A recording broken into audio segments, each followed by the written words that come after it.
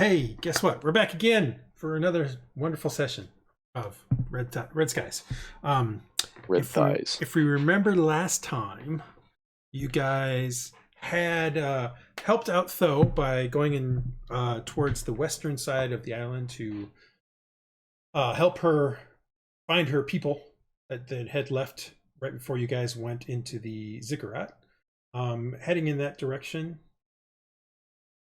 Oh, phew, for a second there, I thought wasn't recording my stuff. Heading in that direction, you had encountered a rather large dead tree that had what looked like some of the Kalion hanging from it. The tree and the things that were hanging from it attacked you, and seemed quite strong in its defense of its area. It sure did. Like it really wanted to eat you. Getting away from that because it couldn't move very quickly, although it could walk, which is very also freaking out. You guys then kind of skirted around and tried to see if you could still get closer to this, what she said was, this sort of haunted ziggurat that was on this side.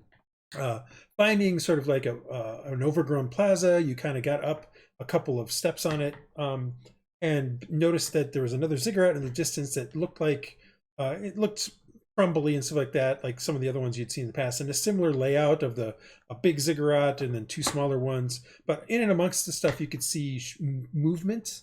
And eagled eye Hylough noticed that it was a combination of zombies and skeletons that were kind of moving around in there, kind of just shambling about. At the same time, he also noticed that there was a faint wisp of wood smoke further to the north. And you guys headed in that direction. And eventually found the rest of the people. There was only 6 of them left, as they had been somewhat decimated by the various things around the area. Reuniting them together, you guys went along the northern portion of that mountain, back to the Kalion village where you stayed the night. The next day, as you got back to the lighthouse, you saw a ship anchored about a half-mile offshore. Looking at the ship, it's maybe about 60 to 70 feet stem to stern. And it wasn't flying any flags, though, so you weren't sure exactly who it was. You had a pretty good guess of who it might be. As you were watching, you noticed that a rowboat came out with a few people on it, a few people you didn't know on it, plus 3 of the former shipmates that you were with. Barsk, Rat, and Perry were all being rowed out towards the ship. Taking that as a sign that maybe you should go down and check, you went down and got into the sea cove. While Praedyth was kind of keeping watch of what the rowboat was doing, you guys kind of looked around and tried to figure out what was going on. However, Hylough's attempt at being super stealthy, he kind of tripped over a rock and caused a bunch of noise. So a few people, a couple of the what are clearly pirates, came in to try to see what was going on. And Hylough smacked him as he came around the corner. A small, very short fight broke out because it turns out that the leader of this landing party, this shore party, was very, very willing to kill the hostages she had. And so Marcus and Dresd'a decided that they should just, call it a day and not get the rest of the crew killed.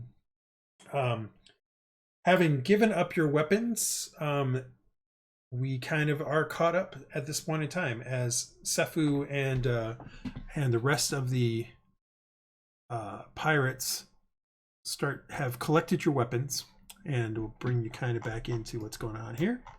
They have collected your weapons, and at this point in time, you hear the gentle sound of oars in the water coming in from the sea cave itself. And unless any of you guys are going to make a fuss or want to talk to somebody or want to do something over the next half an hour, 45 minutes to an hour, they slowly ferry you guys and the rest of the crew across to the ship out on that's anchored about half mile offshore. It takes several trips because it's not a very large rowboat. It can fit 6 people at best. And so, there's a couple of trips where they take the rest of that crew, and then they take a few of you guys. Actually, they do the rest of the crew come back, and then they take half of you guys along with a couple of barrels. Like while this was going on and they were rowboating some people back out, you saw that some of the guys who were here were going around and picking out particular things. They picked out a couple barrels. They picked out one crate, which based on what you remember, it's the crate with the uniforms in it. You didn't take the uniforms out, you just saw them and were like, all right. But he nails the top back on and sets that with the barrels. The barrels, one of them looks like it is the barrel that had the eggs in it. The other one, there's a lot of barrels. You believe it's one of the fruit ones, but you're not 100% sure. And then the last thing that they gather up is the large chest with the money in it.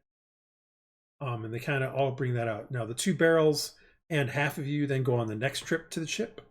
And then the rest of you and the chest and the crate go on. Well, actually, the rest of you and the crate go on the next one. And then you guys are on the ship, and the rowboat goes back one more time to pick up the rest of the people, rest of the pirates. Did you guys want to try to do something while the boat was taking you to the ship or anything? We rock the boat or tip the boat over? Or? You can try to do that if you want. I'm not. I mean, I don't think so. No, I'm asking. I don't want to. I mean, if you guys want to do something to, piss people off, you can. It's all good.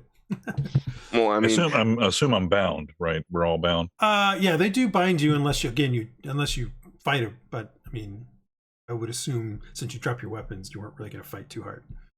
All right, making it to the ship, we will put you into this one, which is the upper deck of the Defiant. All right, so let me. Of course, you guys might. Did I put you on here yet? I don't think I did. I don't see us. I don't see you either, but I will quickly put you on here. So, you guys. It's Aaron. It's Dresd'a. Hylough. Iylis. Marcus. Praedyth. And Rhux. So those of you guys assume that the rest of your guys are there. So Barsk is there, Aislinn is there, Lond is there, Penvro is there, Perry is there, Rad is there, Sand is there, and Tuber is there.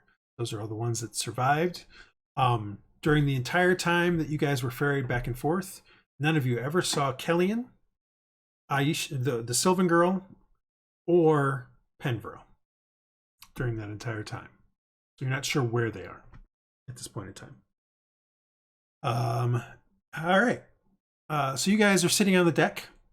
As soon as the last shipment, the last set of Red comes back with the last set of things, she climbs aboard and they start bringing up the rowboat. And she immediately starts shouting out orders, basically, trim the sails, weigh anchor, get us back underway, kind of things. And then she. The crew jumps into action. They, you see some of them climbing up the rigging, one person getting the crow's nest. You see a couple of them, running a sort of a pulley kind of thing, and up comes the anchor. The sails start to unfurl, and you can see there's a guy here standing. I can't get him right on the wheel, but he looks like this guy here. This guy is currently manning the wheel, and he starts to kind of push it so that it'll start to swing out away from the island. And he then and then Red, seeing, kind of nodding and seeing how things are starting to move forward, things are picking up. She goes to this guy shouldn't be visible yet, but she goes to the door of this cabin here, and she raps on the door. And after a few, and that's this one here. After a few minutes, I really should change the color of my thing. The door opens, and a large man comes out. He looks like this. He kind of walks out on the deck, What? and he walks past you guys. He walks past all of you guys on the prisoners, or you new recruits, or whatever he's thinking. He kind of looks you over as he's walking around. The crew is keep giving him a berth as they can. Like, it's almost as if they know where he's at because they just instinctively avoid him as they go about their business. He continues to walk by around everybody a couple times before he heads back and speaks with Red in hushed tones. You can't hear what he's saying. You try to lip read, I guess, but he's got the big bushy beard, so it'd be kind of difficult to tell exactly what he's saying. He talks with her for a bit. Then she heads up onto the poop deck here, which, how do I have her in here twice? Interesting. I actually have her in here twice. Okay, well, she heads back up on the... removed. Yeah, somehow I have Mad Dog here twice too. Oh well. She goes up onto the poop deck in the back, and then he heads to in front of you guys. And he turns to you guys and says, "Hello. Good to see you. Welcome to the Defiant. As you can see, it's a very well-run ship, don't you think?"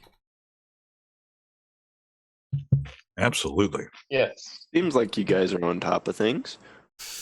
My first mate, Red. She's such a wonderful lass. She tells me that you guys have, and you see him visibly kind of calm, like he visibly takes a big sigh and collects himself and says, "Got into my stores. Now, that's very rude. I don't go into your house and steal your things, do I?"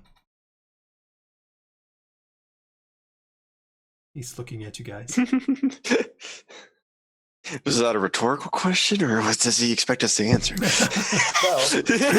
He smiles. Technically, he does. They're pirates. Yes, they do go into our homes and steal stuff. Yeah, you do. No, Right? and we apologize for having to go into the things. We were concerned with living and surviving on this island. Do not interrupt me, sir. If you wish to be the one that's keel-hauled, you will keep talking. Such nasty business, that. Anyway, having got into my supplies and used some of my things, it does irritate me a little bit. However, Red has said you guys were very compliant. We're only a slight tussle. I believe her words. Is that not right, Red? Yeah, just a slight tussle. One of them hit Sefu. There's the guy, and she kind of points out Hylough. That one right there. He kind of looks at you. He kind of looks I at think you. I missed, actually. I think I missed, no, didn't I? No, you hit him. You bonked him. You hit him. It just didn't do a lot of damage. And he looks at you and says, "Well, you do have quite the strong-looking arms there."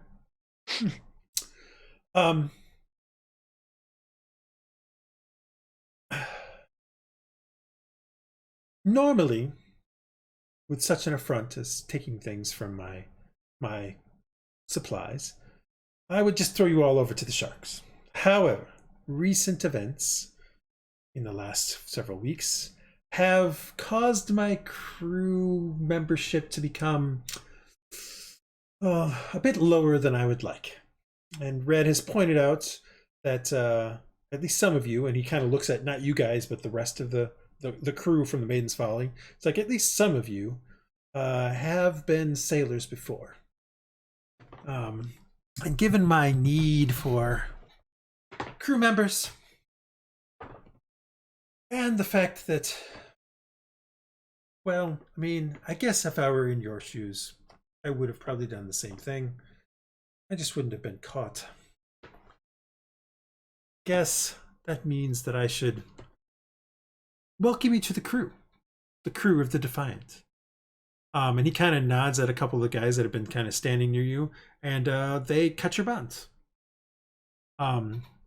I'm looking at Praedyth and Hylough and Yeah. Rhux. Like, well, okay.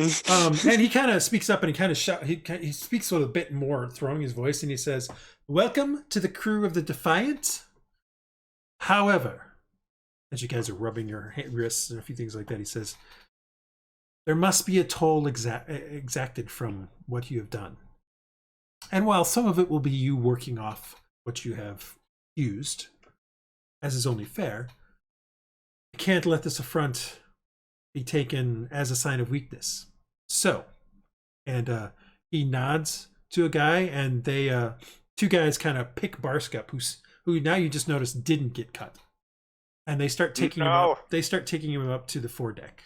No. And he's like, he says, and as they start to tie some rope about him, he says, "One of you must pay the consequences. One of you must be sacrificed to the Deep One." But sir, He looks at you. he's the most experienced sailor here. He would be the most valuable to your crew. So you say. So you say. Why? What makes you think that he would be better than, say, yourself? Well, if you're looking for sailors, I mean, he has a lot more experience than I do. But I just want to let you know that we will work off our debt to you. Oh, that is good to hear. Give me a persuasion roll. Diplomacy, whichever it is. I can never remember. Used to be. I think it is it's persuasion these days.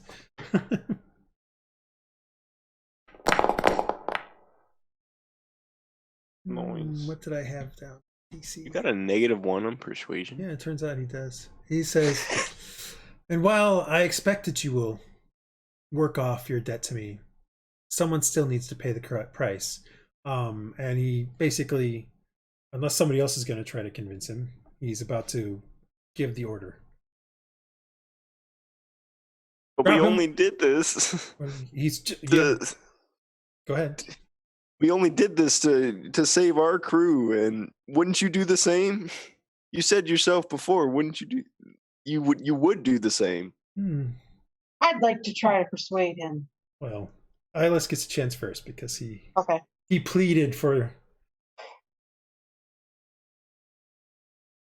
Let's go. Let's go. I actually have charisma. Ooh, which That's one is not. Oh! Which one is it? No. This is garbage. What did you do? Spit on him while you were talking? Well, he How about with you the see his damage? eyes narrow a little bit, and he's like, "Your exuberance will go far, young man, but it is time for him to meet the Deep One." And he gives the order, and they push. No, They don't push do it. Barsk over the side, and he basically starts to get keel-hauled, drug underneath the ship. And after about 5 or 6 minutes, you see them pull. Well, after about 10 minutes, because it takes about 10 minutes, you see them pull him up from the backside, and he's ripped up from the barnacles on the ship. And they kind of just dump his body on the side. Mad Dog just looks at you all and says, "Let this be a lesson. Don't take what's not yours. And listen Lesson to what the learned. rest of them say. Yes, sir. Learn the rules of the ship. Learn them quickly. And hopefully you will be good crew members." And then he turns and walks back into the cabin in the poop deck.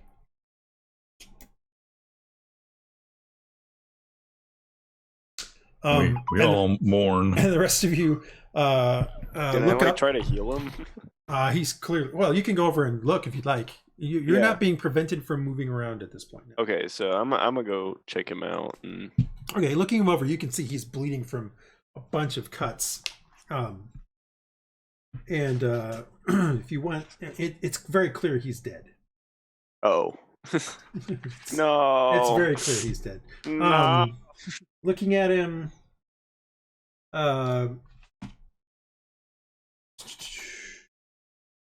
let's see here. Only Rhux were here. Yeah, it's kind of cut to shreds. I mean, looking at him, if you give me a medicine check, you can see what approximately, you can kind of get an idea of what might have happened to him. As long as it's the higher of the two. Oh yeah, that's pretty good. He got cut up quite a bit, but it looks more likely that he drowned before he died of the cutting of the slashes. A long time to hold your breath. Yeah, exactly. Yeah, well, there is that. Especially when you're getting rammed against the side of the ship. Yeah. And things are slicing into you. Mm-hmm. After a little bit, a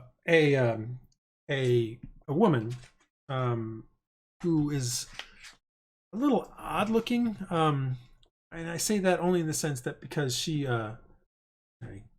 Looks odd. Well, I mean, you can see that she's sort of got like a bluish tint to her skin. And I just gotta find I forgot what other part she was. But she's got a bluish gray tinge to her skin. She's really tall. She's like 6'4", 6'5". And she's got some very slightly small curved horns. So you think she might be tiefling, but there's something not quite right about, like, you don't see a tail on her. You don't see a few other things. She doesn't have the same kind of look as Red does, but definitely she looks sort of tiefling-like.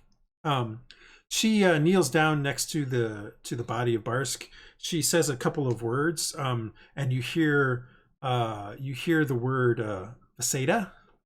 And then she nods to another man who comes over, and the two of them just kind of dump him over the side. And she turns to you, Iylis, and she says, "I'm sorry for your friend.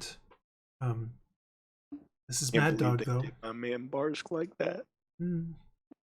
Well, pirate rules and such. There are no pirate rules. My name is True. Be forewarned, Mr. Scabs is about to come your way and give you your first jobs. And then she heads off.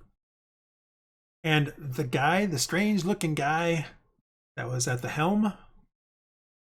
Guy that needs to see a dermatologist. This guy right here. One with the spots. Comes up to you and says, "All right, you mates, it's time to get started with working at the crew. Follow me." And he heads down. There is a stairwell. I cannot remember exactly where it's at. Second. It's a bit interesting. Why would there be? Sometimes this is the worst setup of the ship I've ever seen. So he takes you through the doors here on the front of the ship, through down some stairs, into the mid deck, and looking at the mid deck. So as you go through the doors, it's really weird. Why would they set this up this way?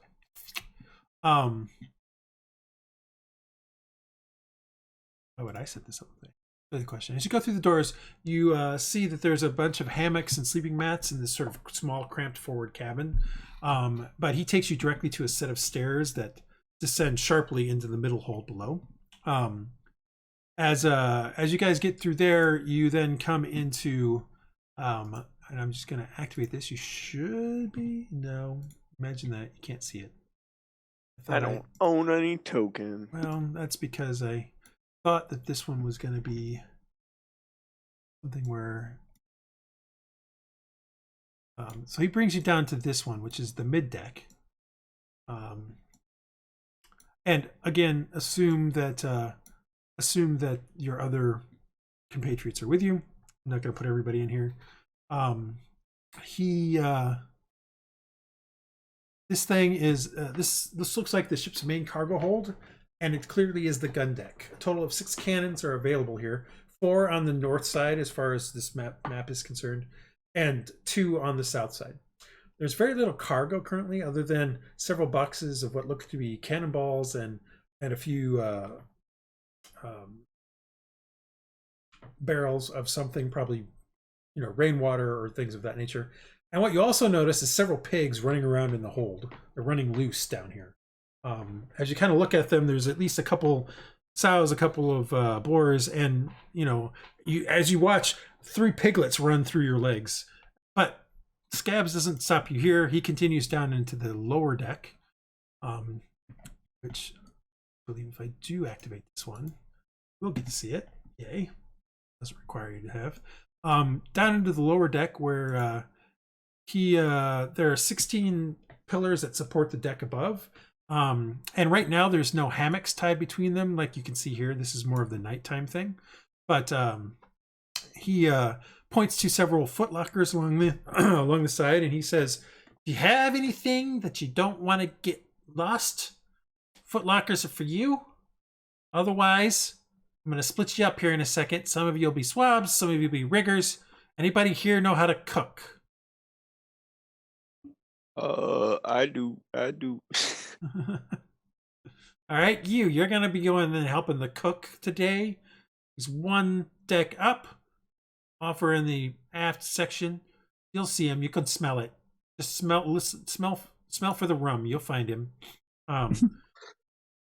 Swabs, you guys will be on the deck. Sounds like a great guy. For today, you guys are going to be swabbing the deck.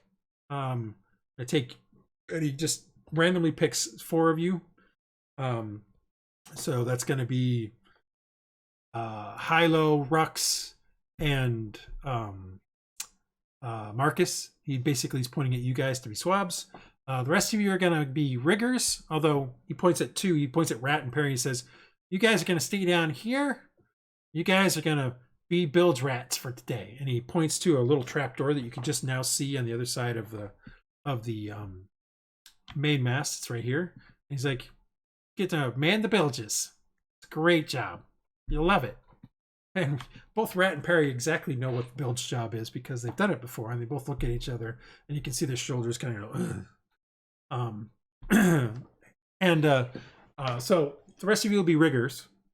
And for the rest of the day, as the ship starts sailing away, and you can occasionally, because you'll be on deck, some of you are up in the rigging trying to fix ropes and things like that. So those of you who are riggers, others of you are swabbing the deck or moving ropes around on the deck. You guys are being heavily watched by this guy, as he's always around as you guys are doing stuff. But that being said, is there anything you guys are trying to do during this time? And Iylis will talk to you about the cook here in a little bit. Cool. Well, I want to try to listen to conversations. I'm going to keep quiet, but I'm going to try my best if I swabbing the deck or whatever. If there are a couple sailors having discussions, just make it not obvious, but kind of listen in and swab that part of the deck and see what the general attitude of the crew is. You get the feeling that the crew. So, as you're kind of listening around, I'll die. See which ones you come across. I can roll insight if you want me to. No, it's not inside. I'm just trying to figure out which of the people you might actually be near is all. Gotcha. So give me a second.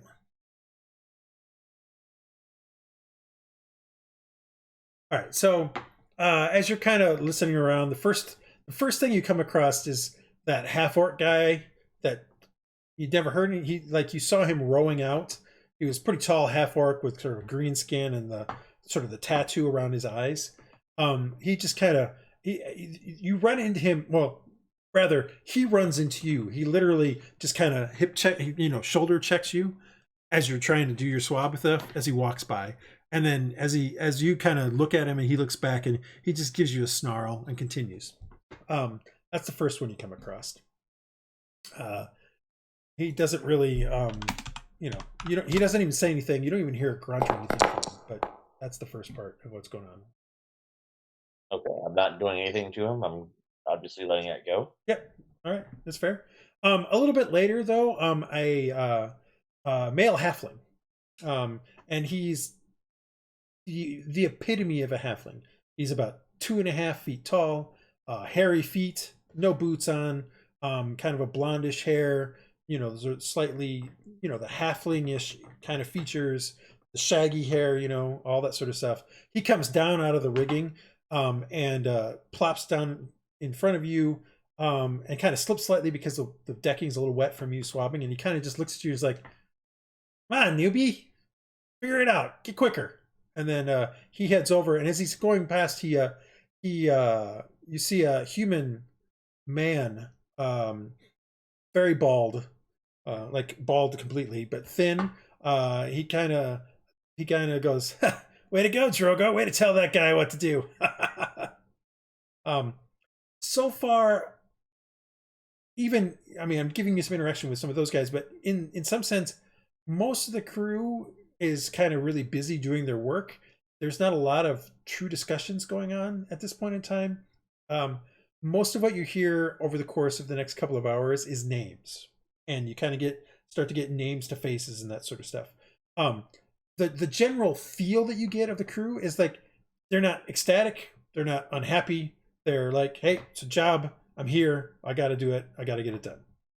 Let me bring you guys back up to the upper deck here. Quick. So I'm going to go through and kind of give you some of the people. So remember, you saw this kind of tiefling who's really, really tall with a grayish blue skin. Her name is True.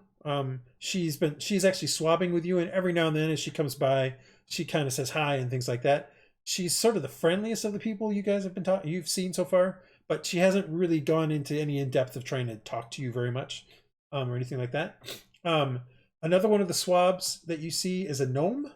This female gnome called you finally find out that her name is Blinby Zizzleton.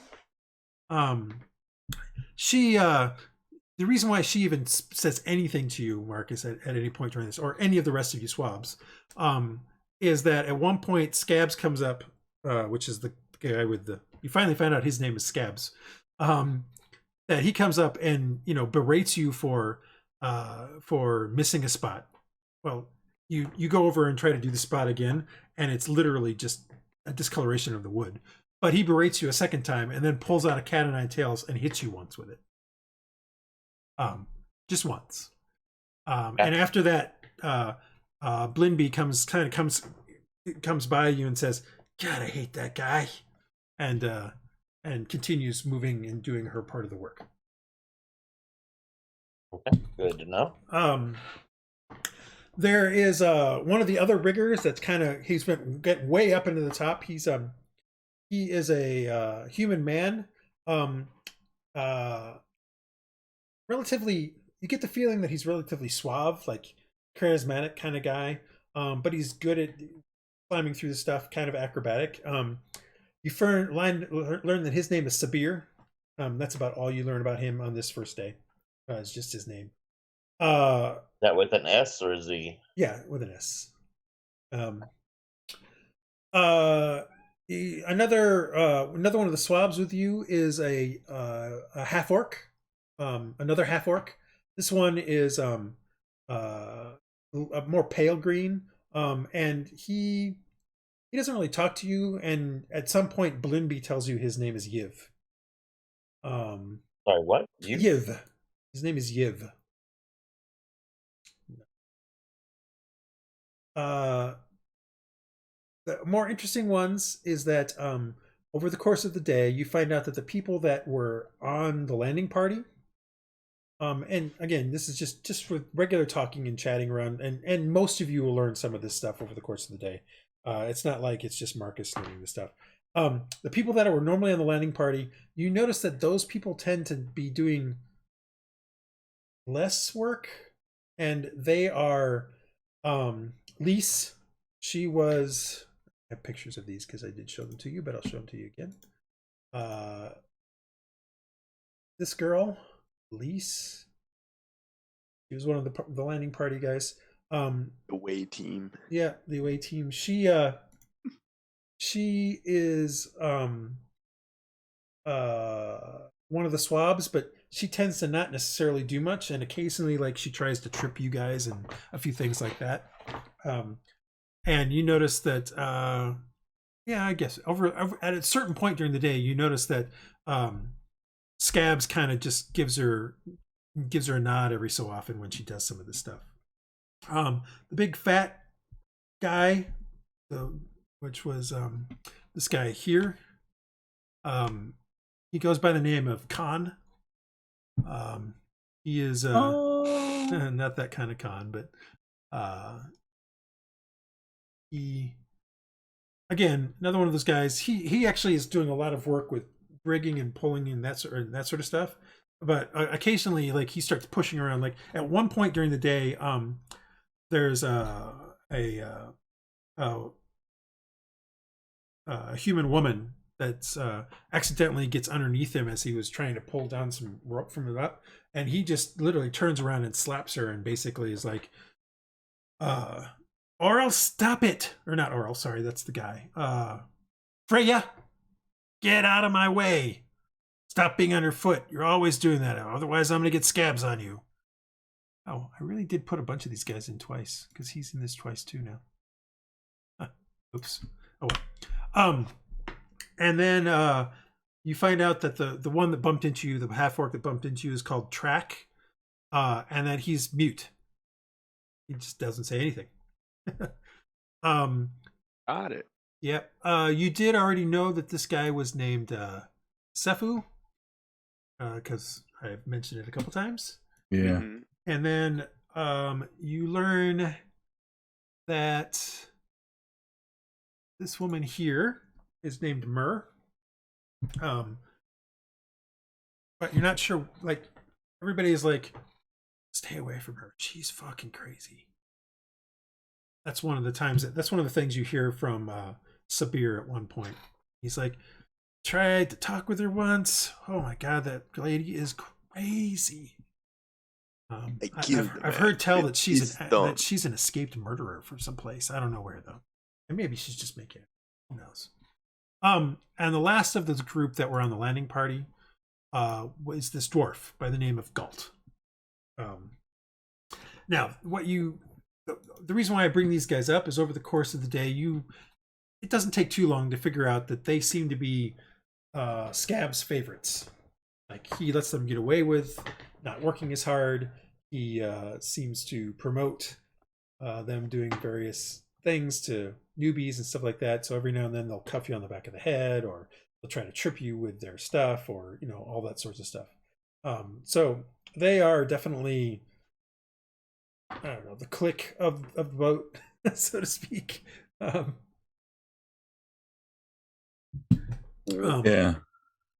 Alright. There's a couple others that you meet. There is a half elf by the name of Imrave. She's the oldest half elf you've ever seen. She looks like she's like, if she was a human, you'd think she was like 65 or 70. Like, she's super, super old looking. But she's just as spry as everybody else, it seems like. And she's actually working with you guys. At some point she comes in and does some moving some of the ropes around and stuff like that with you guys, and doesn't really say anything. In fact, when you try to really engage with her, she's just like very unfriendly towards you. And the last one is another woman by the name of, you learn her name is Needy, Neeti. She doesn't really interact with you guys either. In fact, she doesn't really interact with anybody. She seems to pretty much stick to herself, do her job, keep her head down for the most part. Not very needy. And I think that's everybody you kind of learn about the first day. There's still a couple people on the boat that you don't necessarily know about. That being said, there's a couple other people that you definitely notice over the course of the day. These are people definitely not doing the typical crew work. And as you point them out, occasionally somebody will tell you who they are. So the first one that you notice over the course of the day is a male half elf who at some point comes up onto the poop deck and works with a helmsman for a little bit, kind of looks at a few things. You see him actually gesture a little bit, and the wind picks up for a while, for about 30 minutes or so, and the ship picks up speed for a bit. At a certain point, you find out that he is the sailmaster, and he goes by the name of Viol Novio. And it is common knowledge amongst the crew that Novio is a sorcerer. You over the course of about basically. So did he make the wind pick up? Is that what he did? You're not sure. You'd have to. Okay, but there was a. He clearly did some gesturing, and then no the more wind than picked up. 5 minutes later, the wind picked up. Okay, all right. So there might be a correlation there. Okay, but you're not sure. You could probably talk to Iylis, but currently the two of you are. yeah. The only other one that you guys really learned about today is at one point somebody falls from the rigging to the deck, and Rhux is about to go help because that's what he wants to do. But he gets, as soon as he starts to go over there, Scabs basically gives him a lashing and says, "No, our Stitches will deal with him." And another guy comes out of the main cabin here in the front. Why am I not seeing? He's a human male as well. He comes over and helps out the guy, sets the broken bone that happens. And in fact, the person whose bone gets broken is a woman, but you didn't get a name of. Although eventually you learn that her name is Tegwin. But he learned that the surgeon, the medic, surgeon, whatever you want to call him, he goes by the name of Godwin Fox, and people just call him Stitches. And that's all you learn for the day. Let's come back to Iylis. Iylis, you head into this mid deck here, which we'll have you in, and looking around, it's pretty clear, pretty obvious, pretty quickly that there is a distinct smell coming from this door over here of food mixed with alcohol. Nice. So heading into here, you meet with, I didn't give him a picture, with a guy called, you come into there and there's a guy kind of sitting on a stool, kind of up against one of the, I should also give you the description of the thing, up against the, one of the kind of shelves. And in fact, his head is kind of down. You can see next to him, there's like a cleaver, and there's a bunch of meat of some sort, fish really, from the looks of it, although it's mixed with blood, so you're not sure if it's fish or you're not sure. But as you start to go into the door, 3 chickens come running out and a pig runs in. It's cramped and chaotic kitchen holds 2 wooden work tables, several wooden cupboards, and 2 small stoves against the port wall, as well as virtually every cooking utensil imaginable and a frightening array of meat cleavers. Nice. A couple of chickens come out, but you see that there's actually even more of them in here. It's not a huge room, and there's at least another 12 chickens in here, as well as a couple of goats kind of wandering around in the thing. And in fact, if you don't close the door, one of the goats actually goes out, and a couple another pig comes out. Well, I mean, yeah, if you close the door, I was going to close the door after me, after I got in. Yeah. The kitchen is a madness of dirt, food, and knives. And it's just chaos, pure chaos. Nice. You walk in, the guy seems to be clumped over there. You hear a... I kind of nudge him a little bit. No, not water again. Hello. I'm here to help out with the. Who are you? As he pulls up the cleaver, and he's like, I take a step back and I'm here to help with the cooking and stuff. I'm new. Oh, okay. You're here to help with the cooking. I got it. All right. Hey, did you give me one of those chickens? Try to grab one of the chickens. All right. So you run around for a while. It takes you a couple of minutes, but you catch one. It's a small area. Yeah, I know, but they're adept at trying to get away.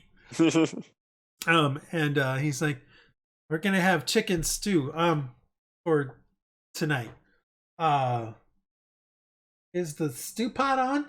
And he kind of gestures over to one area where one of the stoves is on that you see, and you can see that there's a big pot on it, and you can see steam coming off of it. So clearly something's happening over there. And he kind of... I'm gonna go check that out. Okay. Looking at it, you can see there's a chicken in there. Just a whole chicken. A whole chicken is in there. Like Except a live it chicken? looks like... Oh, no, it's not alive anymore. It's definitely been boiled. However, it looks like he forgot to pull the feathers off before he put it in. So there's a whole bunch of feathers floating in this thing as well. Well, I can definitely improve on this. He's like, yeah, so we need to cut the chicken. And he's like, bring me that chicken. I gotta cut it up and we gotta get it in the pot. I'm gonna bring him the original chicken and then go get the other one and start taking feathers out of it. So you bring him the chicken you caught. Yeah. Okay. So he gets down and he sets this thing down and he's like, you can see him. He's like, hold still. Hey, did you bring me a mutated chicken? This one's got 2 heads. It does? Yeah. It looks There's like one to me. There's 2. And he's got 4 wings too. You need me to do that for you? Yeah. Here you go. And Yeah, he how about gives you you? the knife, but he lets go of the chicken and it jumps up and starts running away. It's like dexterity check to try and grab it. All right, yeah. All right. Give me a dexterity check then, or acrobatics, your choice. If you want to try. I dubbed the chicken chaser. Yes. Yeah.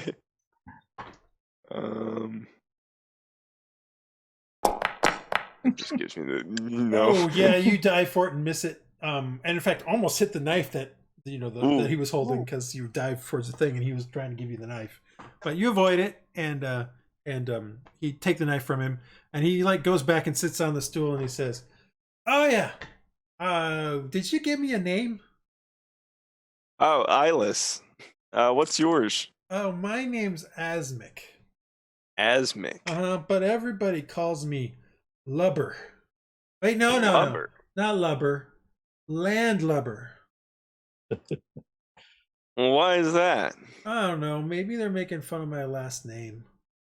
My surname's Lub. That's a pretty cool name. Well, no, because it used to be Lube. Oh. And that was worse. That is worse. I'm now Lub. Asmic Lub. But just call me Landlubber. Everybody else does. And your name was? Iylis. You don't look like you're missing any eyes. It's spelled a little differently. I don't know if you know about that. Spelling and all that. Spelling is that has to do with letters, right? Yeah. Don't mean I've had some education. A long time ago. Like he starts. I'm just used to pirates. It was like 10 years ago, something like that. What are you trying to do to help him out or do anything? Well, currently I'm trying to catch the chicken. All right, again. so you continue, and it takes you a couple more minutes to catch a chicken. At the same time, he's just nattering on, occasionally asking your name again because he seems to be forgetting it every 30 seconds or so. And then you catch the chicken. What are you going to do next? I'm going to cut its head off. All right. He as you cut it, you cut its head off. And the thing runs away, and the thing chops off and starts running around for a little bit. Until it finally like a chicken with its head cut off? Yeah, until it just goes on the side. And then at about that time he gets up and goes to a cupboard and starts rummaging in it, and he pulls out a bottle and he goes back and sits down and so why are you on the ship? What'd you do to get put here? What'd you say, Cat? Never mind. Well, I think we got into their smuggler's stash. Your guys' smuggler's stash that you had on the island. Oh. And they got mad at us for that and killed one of our crewmates. Only one though, which was pretty good considering. And yeah, so we're here. What did you do? Nothing. I like it here. I get all the drink I want. I make food, sorta. What? Usually, depends on what I'm feeling.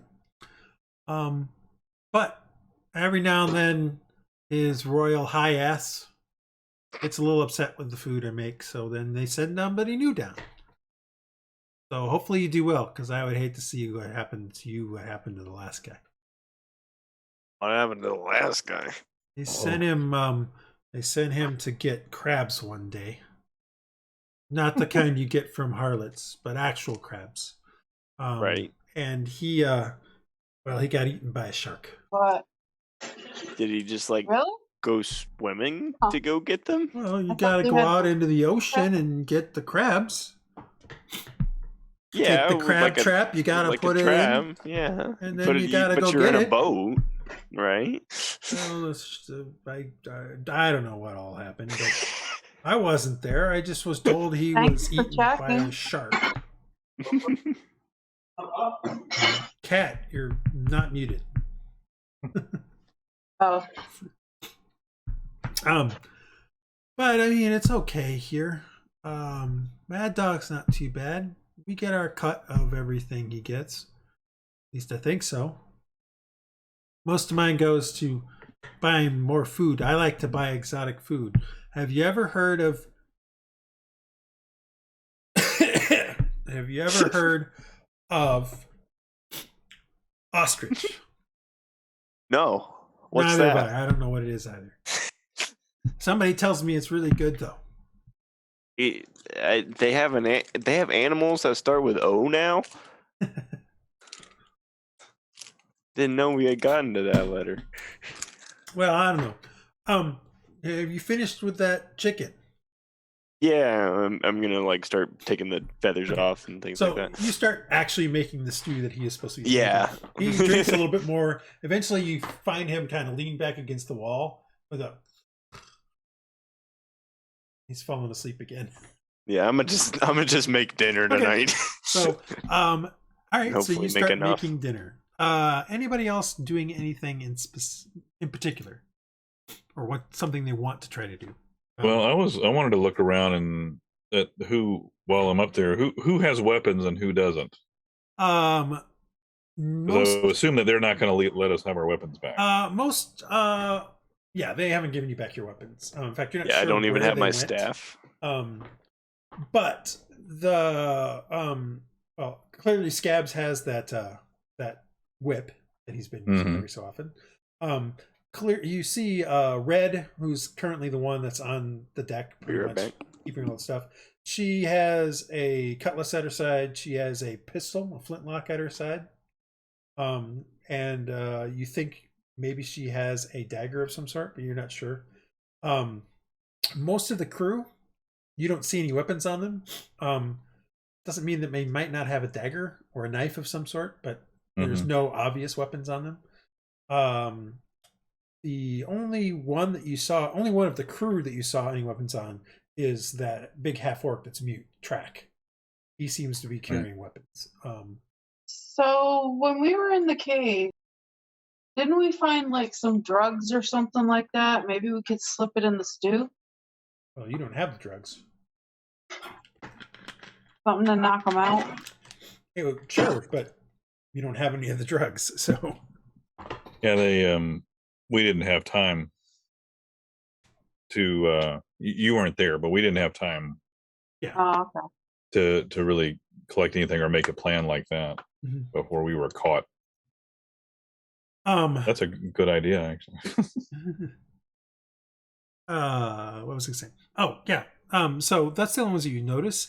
That being said, at a certain point in the afternoon, there is another person that well, you see Scabs go into this front area up here in the foredeck and come out with a couple of cutlasses and give it to a couple other people. Having never been a pirate, I'm trying to figure out, when there's a raid, what do they, what role would we play? You can probably ask, but as of right now, they seem to be. You don't notice any. There's no chatter or talk about potential raids at this point. Most everybody is just trying to keep the ship in reasonably top shape, or as good as they Right. can.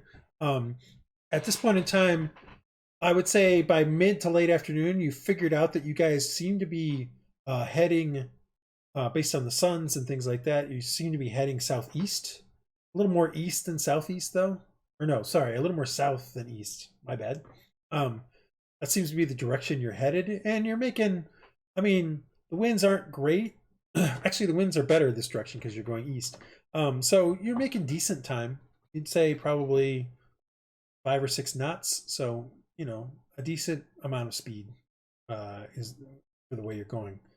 You're not exactly sure where the island was, so you're not sure where you are in relation to things in the Sea of Tears. But if you're headed southeast, you do know enough things. Here, I'll just bring you all to here. You do know enough that, like, if you were all the way over here, southeast is going to take you into this stuff. If you're over here somewhere, it's going to take you towards Port Hope. If you're way up here, which seems unlikely because you never made it to Calastria, like you were somewhere between Port Hope around in here and Calastria.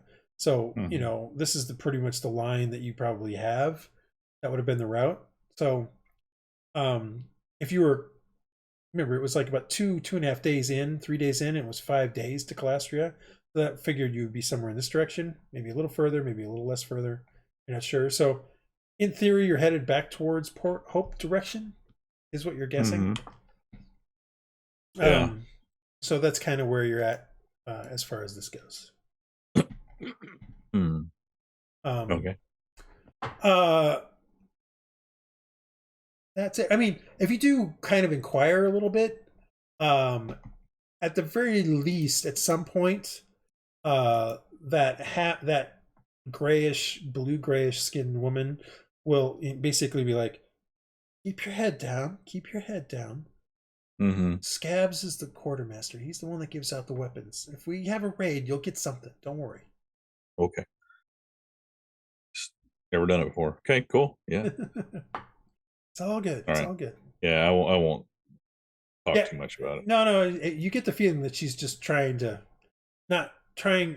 based on the way she approached it and the way she's saying it, she's basically like trying to help you out, not getting in trouble for asking questions that might get you in trouble. Right. That's all. Anybody else doing anything? Praedyth, what are you doing? Mr. Quiet Brian. How about Aaron? Yeah, I would like to ask sort of about protocols on the ship, Like he was talking about raids and stuff, but like how do they do switch out jobs and stuff like that, and it's hard to get that information. Not that, you try for a bit. A lot of these guys, again, like I was saying, don't want to talk to you at all. They're very different. Some are outrightly unfriendly and rude to you. That being said, the guy named Sabir, the human guy, who is kind of nice looking guy, he says, it's just Scabs picks what you get every day. It's sometimes you'll be rigor, sometimes you'll be swab. He has a knack for figuring out who can do what, and then eventually you'll just get stuck in that job. So I can move through the ropes like nobody's business, so I'm a rigger. You look like you're a bit tall and probably not the best rigger, so you'll probably be a swab for the most part. Although at some point, if you get trusted enough because you're new here, they might provide you with a weapon and have you be one of the night guards or something like that. Okay. That's really all I wanted to know. Yeah. Anybody else want to do anything? All right. The monotony of the day and your job slowly turns towards dusk. At dusk is when it is time to eat.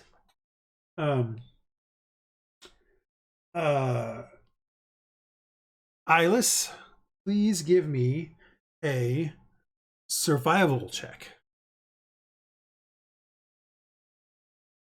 As you are making food. Let's see how good your food is. Iylis. They back? Oh, did he go somewhere? I'm sorry. Yeah. Back. Okay, could you Okay. give me a survival check for how well you make the food? Sure. It is now getting close to dusk, and it is time for the evening meal. What? Okay, good. It's good enough. Your food is decent enough. Is it better than his? Well, as you take Better up than the stew feathers and actually, you finish the stew, the food and stuff like that, and at a certain point, this girl shows up at the door. Like she's about 4.5 feet tall. She's got dark black hair. She's very pale. She's very thin. She looks a little sickly is not the right word. Frail is probably a better word for it. And she looks at you and she looks a little confused and she says, "Who are you? Where's the normal I just point at him. cook's mate?" No, she says cook's mate. Oh, cook's mate. Oh, I'm new. I heard the other guy went crab hunting. What can I do for you? I need the food for the officers. And she says officer, and Azmat goes, "Is it time for the food already? Did you get the stew done?" Yeah. 6 bowls. Put it in 6 bowls. 6 bowls. Got it. He goes over and goes in through a cupboard and he gets out and he puts 6 biscuits hardtack next to him. He runs over to a barrel. He pulls it up. He pulls out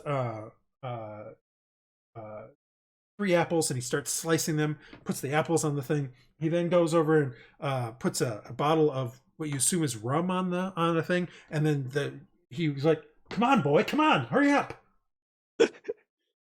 I'm trying to hurry. I don't know what to do. Well, you put the stew in bowls. I'm putting the stew in the bowl. All right. But So you get the stew in the bowl, and then he puts all the bowls on a tray, and then he gives it to the girl, and he says, "Hopefully everything's fine." She just looks at him with kind of eyes. It's like, "See." And then she goes, and you're here on the mid deck. She goes around the door here, and then up these stairs. got it. Okay. Okay. Yeah. After that,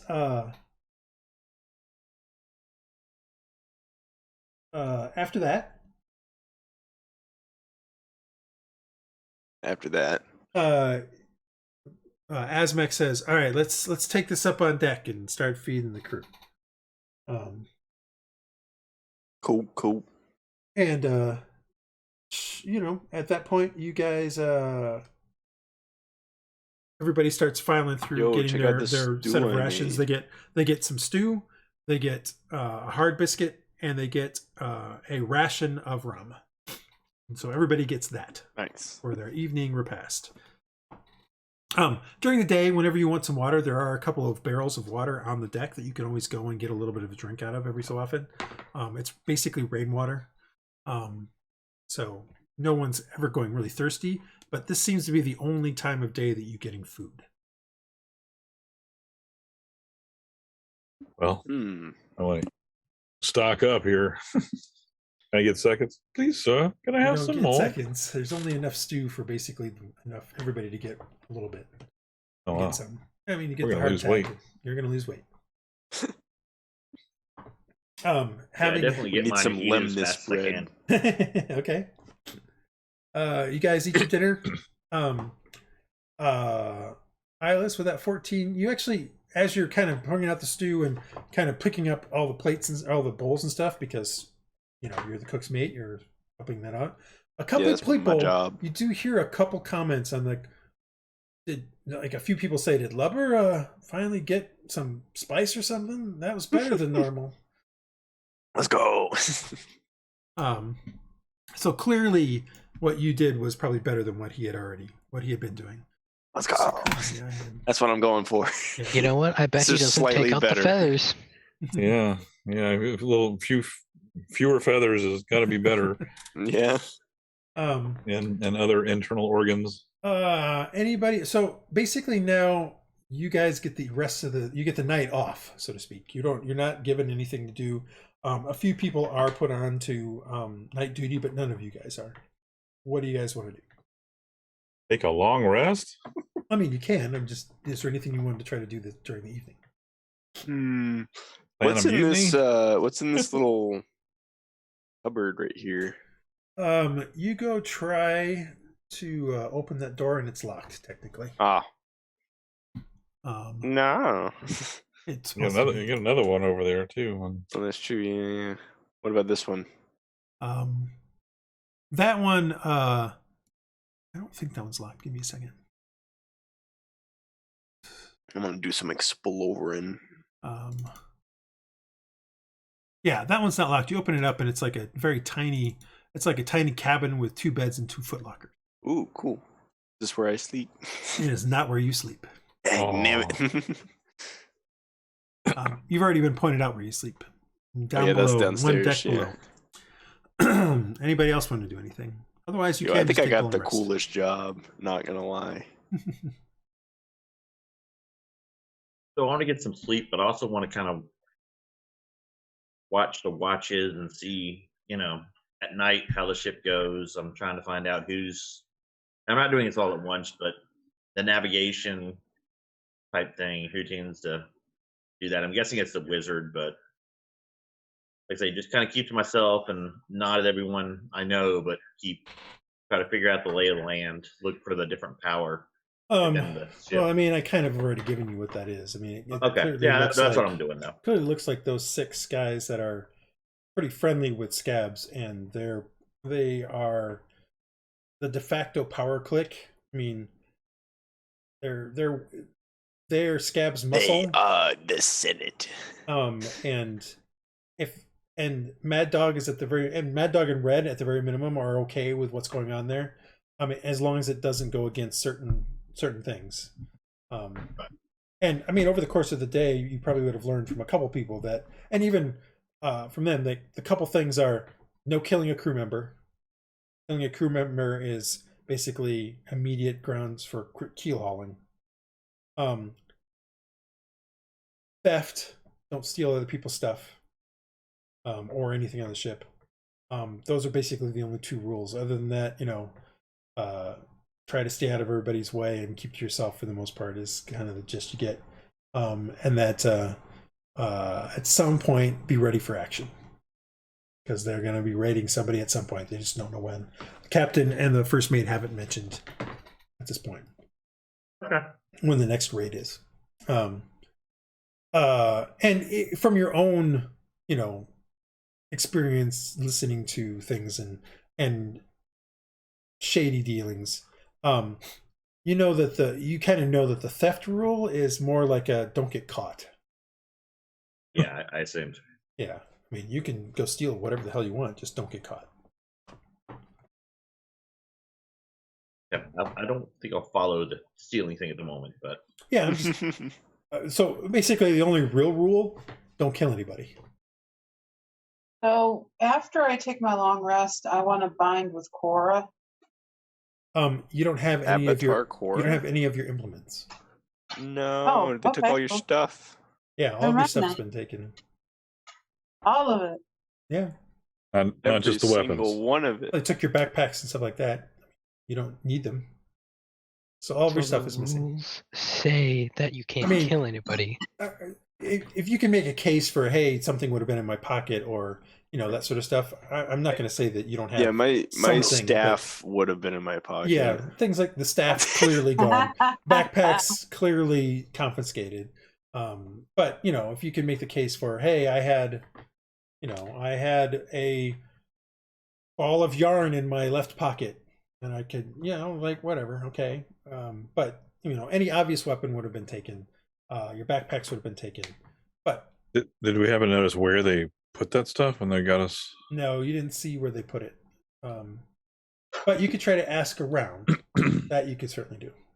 Because somebody would have been here. Yeah, he mentioned, that we could put our stuff in a whatever. Yeah, if you had anything footlocker. extra. But we don't. But he took everything. So well, they took about. Like I said, if you can make a case for something, yeah, then you still have it. I mean, not. I have my wallet with my driver's license. Do I have my? had a That's possible. Swiss I Army would in my say boot that pocket. Praedyth would have steadfastly refused to give away any of his prayer artifacts. Well, Religious artifacts, things like Well, that. I think that he could make a case for, being able to, because it's not like those are his magic source or anything like that. Not initially, you wouldn't be able to. Like when you were When we got took, yeah, but like now at this point, I would think you haven't talked to anybody to try to get it back yet. So okay, I mean, I'll do that tomorrow. Yeah, that's all. I mean, doesn't mean you couldn't try to go see if somebody would give you your stuff back. All right. What about our armor, chainmail, or whatever I might have? Or I didn't that's have fine. any armor. That's a good question, though. The short answer is that you probably still have it, but it's going to be very cumbersome. Right, yeah, I probably would have taken it off. Right. Yeah, I would probably go with that. Okay. So you'd probably stick your armor in that footlocker and hope that it's still there when I come back. Yeah. I mean, it's a footlocker. It does have a lock on it, so. Was they able to keep the heavy leather coat? Were you able to keep it? Yes. That's considered armor technically, but it's also dress. Yeah. I would have taken that as booty. Okay. Well, that's what I'm wondering. So. Well, I mean, that wasn't something that was in their caves. Like, if it was anything obviously in their cave that you had on, they would have confiscated it, but that came from something else. Okay. Anything else that you guys are thinking about? Otherwise, I'm thinking about going to sleep. Otherwise, time for a long rest. I have to ask this. I'm obligated as GM to ask this. Are you going to do any kind of watches? I will not be partaking in any watches this night. Should I would we like be to watching? Watch. Yeah, I mean. I'll don't take a long rest until after I tell you you've made the long rest, guys. I'm asking if you want to do any watches. I think I'll do a second watch. Okay. I'll do the first watch with Marcus. Yeah. Okay. Yeah. Anybody else doing a watch? Yeah, I'll pitch in. I'll do second watch with Iylis. All right. Who's on first? What's on second? I don't know who's on third. Okay. Then I guess I'll be third. All right. All right. So you guys kind of get in. You stretch out a hammock. Kind of get into the hammock, and I mean, watch here is more like just a couple people staying awake to make sure no one fucks with you, basically. Right. And basically. So you who was on first watch? Marcus and Hylough, is that correct? Yes. Okay. Correct. So you guys get into the hammocks and kind of watch as the other people start to fall asleep, including some of the other crew members and things like that. There is a couple things you should note as I go to bringing you to the lower deck. I'm going to show you the thing. There are two specific people who take these two particular ones, and you learn that is the following two people. One is the boatswain's mate called Odger. He's a halfling. The other one is the gunner's mate called Taro. And Taro is intriguing. Taro is basically about a 4-foot tall bird. Taro is an Ave. And clearly Taro is one of the magpie Aves. So very dark feathers, things like that nature. And you learn that that's the gunner's mate. Does he look sort of like Ra, the sun god? Not really. So the two of them take these two bunks. Your main 6 that the main 5 or 6 are kind of up on this side of the thing. So no, they'd probably be over here on this set, and the rest of the crew kind of is stuck in this kind of area. So there's enough posts, there's enough everything that you can that everybody can get a hammock put up and get there to sleep. But I just wanted to give that there was a couple of people that were specific here, and specifically the Scab's favorite seemed to be over here. That being said, Myrrh, the redheaded woman, is not down here tonight. As you guys fall asleep, as you start to go to get rest. For the first few hours, Marcus and Hylough, you hear a few people heading off into sleep. Very clearly over here, somebody is snoring very loudly. After a while, you realize it's the frickin' half-orc Track. The guy who doesn't say anything. Loudest snorer you've ever heard in your life. How? You're not sure. But eventually, most of you fall asleep. And in fact, Iylis and Praedyth, it's far too soon that Marcus and Hylough wake you guys up to try to take your turn at making sure nothing's happening. Marcus and Hylough, you start trying to fall off to sleep, and the other two of you start paying your attention. At some point during the middle of maybe about the middle of your guys' watch, you see the woman Myrrh. She comes down and she passes under some of these things and finds her spot and gets into her thing. She doesn't really pay you guys any mind. And that seems to be the only traffic that seems to happen during that time. Last watch was Dresd'a. And anybody else? I'll just be on that watch to make it so we have 2 people each. Okay. So those two finally drift back off and you guys wake up. About an hour before what you think should be the time to get up, you notice these 6 all get up and go through the thing and head upstairs. You guys want to do anything? Or not? They go upstairs. Can I say like good morning? They head up or these something? stairs. They don't say anything. They just go upstairs. Why would they say anything to you? Okay. Nope. All right. Not going to do anything to antagonize him. So actually, one thing I forgot to mention is that on the main mast there is a clock, and you heard that clock go off at dusk, which is when you basically started to do the then you had dinner. Now you guys hear it go off in the morning, and you see a whole bunch of people suddenly kind of get up, hear the thing go off a couple times, and then start getting up and heading up the stairs. What are you guys doing? I follow suit. Yeah. All right. So you guys start to head that direction when. So did we get our long rest, actually? So Yes, you do get your long official. rest. Yeah, it is official at this point.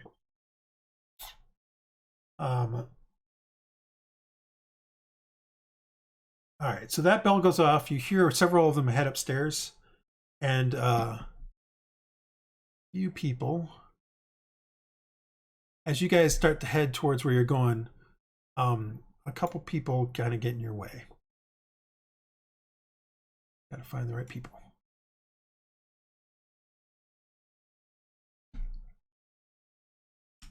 And then I'll put you guys out in a second.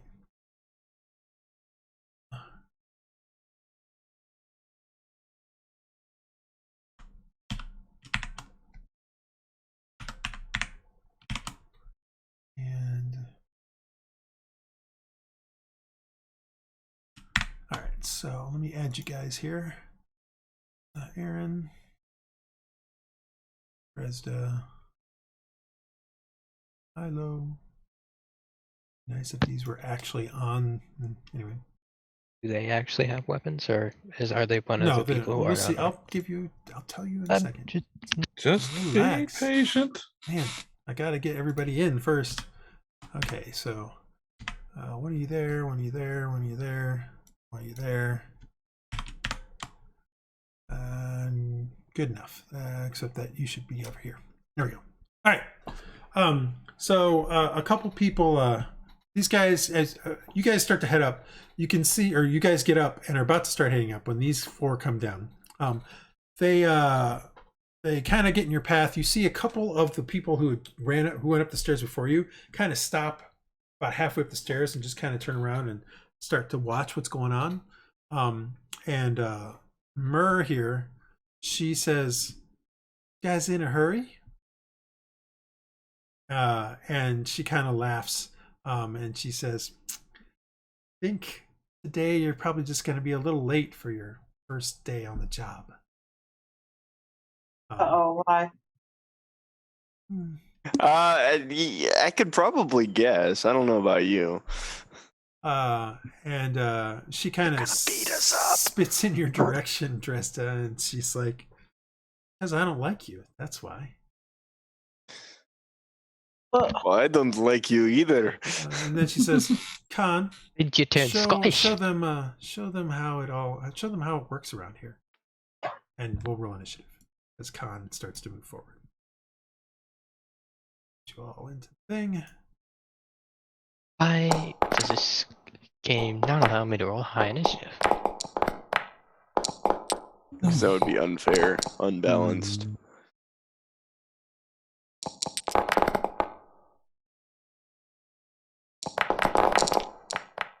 All right, let's see here.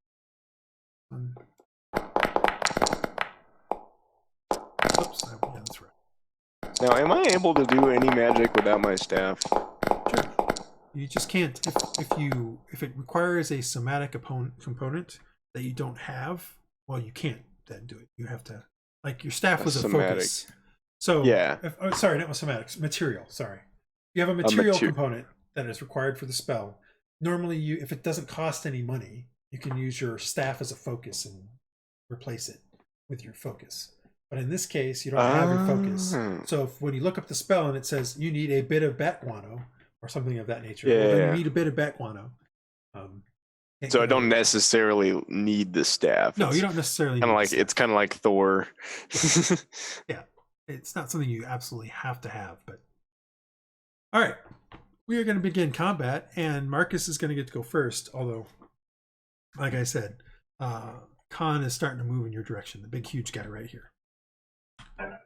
Maybe not directly towards you, but towards the group.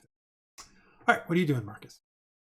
There's no surprise here. It's very clear that they were going to, Right. So, is there some dirt on the deck? I mean, I'm sure there's some dirt somewhere in the shoes or something I can use to cast Longstrider. You will have to use a bonus action to get it, but yes. Okay. I would say yes. I will cast Longstrider on myself. Okay. I don't have anything useful. Let me check something real quick before you start off that way. Do bards? Verbal S and a punch of dirt. Well, but it's a question of how you prepare your spells. You think about it beforehand, or you just do it? Well, I mean, no, I'm just making sure of how exactly it is. Like, I know. If you're a wizard and you didn't have your spell book, you're hosed. Yeah, I think bards just get them. I don't think they have to study anything. But well, you know the spells.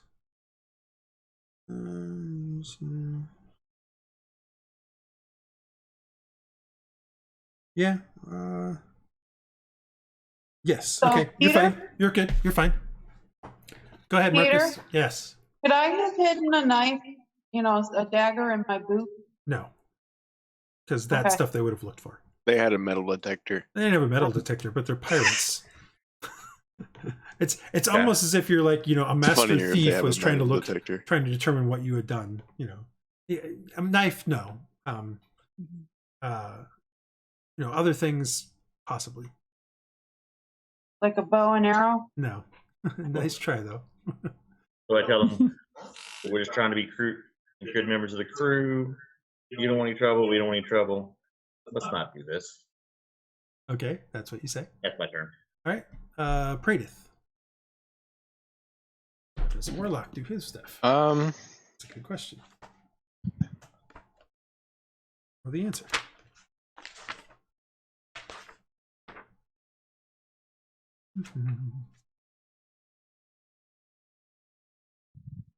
Nope, you just have your spells too, from the way it looks. So I can cast. Yeah, as long again though. Yeah, as long as I got. As long as if it has a material component, you have to have that material component. Gotcha. Because you don't have your arcane focus. Well, yeah. Well, maybe you do. Like yours is a little weird. So, but what are you doing? I'm just gonna scoot back here and do. I'm gonna hold an action. Okay.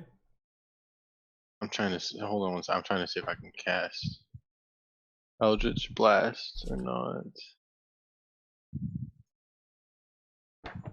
Eldritch Yeah. Okay. Blast. I don't think it has a material. It's just verbal and somatic. Then you're fine. Yeah. Okay. That's gestures and vocal. So My I will. only spell with the material is Ice Knife, and it just needs a little bit of water. Yeah, and that's fine. I mean, I'm just letting you know because this is an unusual situation where you don't have some of the things you normally do. So I wanted to make sure people understood that there's some things you take for granted that in this situation I knew you that. can't. That's all. That's all. So I'm gonna hold an action for where if one of them makes a hostile move against one of us, I will cast Eldritch Blast. Okay. Iylis, it is your turn. You guys didn't like that stew I made last night? I thought it was pretty good. I made it. I was trying to like give a good first impression and everything. I'm gonna hold an action for like if same thing as Praedyth. If they make a hostile move, I'll probably target this one. Okay. All right. It is now Mer's turn. Marcus, she kind of looks at you and she chuckles. She says, I do want some hostility here. It's all good. You may want to be a good crew, but you took some stuff from people that I like and I work with. So I think you need to learn a lesson. And she goes 1, 2. Doesn't she know how much Barsk meant to us? And she Didn't mean all that much to me. She basically Fairly new to that. Yeah, she basically no weapon. She just hits you with her fists. So I've got to figure out how to do a fist attack here. Just strength and yeah. I just wish right? I had everything set up. No, it's usually 1 plus your strength modifier. That's all you get I for have damage. a question real quick. Mm-hmm.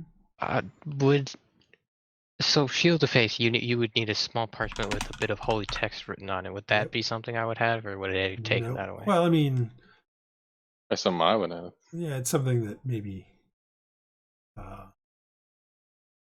it's unlikely. I mean, sure, that they might have left in your pocket, but I mean, if you did, oh wow, nicely done. So she comes up and tries to hit Hylough and just completely whiffs. Never mind then. But Praedyth and Iylis, you guys can. I don't want to use it yet because that was only a melee attack without. We have fulfilled your. So do I have to use it? You either have to use it or you lose the action. I can't wait and see if another one's going to be hostile. Because we have fulfilled your. She just said they want hostilities. As a fist went by, I went like she hit me, and it doesn't matter. I mean, she did a hostile action, so therefore Praedyth and Iylis's triggers went off. So you either have to do the action or you lose the action. Either one of you can go first. I'm gonna target her. Oh, you can't change your target. You said you were going to attack this person. Okay, well then I'm going to target her with Ray of Frost. Right. 13 does not hit Galt. Unfortunate. Yeah, doesn't seem to affect him. Or I'm gonna get advantage on that. No. Praedyth, are you going to do your action? Yeah, I guess I'll cast. Since I guess we're doing this thing. So here we are. Hostilities it is. And of course I can't roll. Eldritch Blast misses. Okay. Okay, at least I was. Because why would I be able to roll? I got like over the last multiple sessions, I've got like a grand total of 1 semi-decent roll. So this one goes I'm gonna hit you. You gotta I'm gonna change hit your you dice. hard. Man. That's what this guy says. I have changed my dice. Is the thing. Change your dice again. It's clearly not working. 7. He misses Hylough. Everyone's missing. Dresd'a, you're up. Nobody can hit. This is the worst fight in existence. That kind of night. Yeah, I guess. We just wear ourselves out, Yeah, exactly. not doing anything. Dresd'a, you're up. So, I'm just doing this I- head bob is what I'm doing. can I move like over back here behind this barrel and It's not a barrel, Hide? it's the mast. oh, At the mast. It's the bottom part of the mast in the ship. Like, It goes all the way to the bottom. yeah, it goes all the way. Right? Well, that's the bottom of these two. There's only the, Yeah. the if I go middle all the one. way back here, can I hide? Not really. I mean, you can try. You can have Isn't that disadvantage one of on my it, though. thiefy skills? Yes, but you'll have disadvantage on it because there's no real, like, they literally can see you go wherever you're going down here. It's not a very large place. Right. But you can try with disadvantage. That's all I'm saying. I mean, I'm not going to Yeah. say you can't try to hide. It just, And I got no weapons. I can sneezed punch to make you. a distraction for her. you can punch him. That's pretty much what they're doing. They're just punching you. They don't have actual swords. Yeah, just because they have weapons on the thing, they don't actually have weapons. Sorry, it's just the way I set up the token.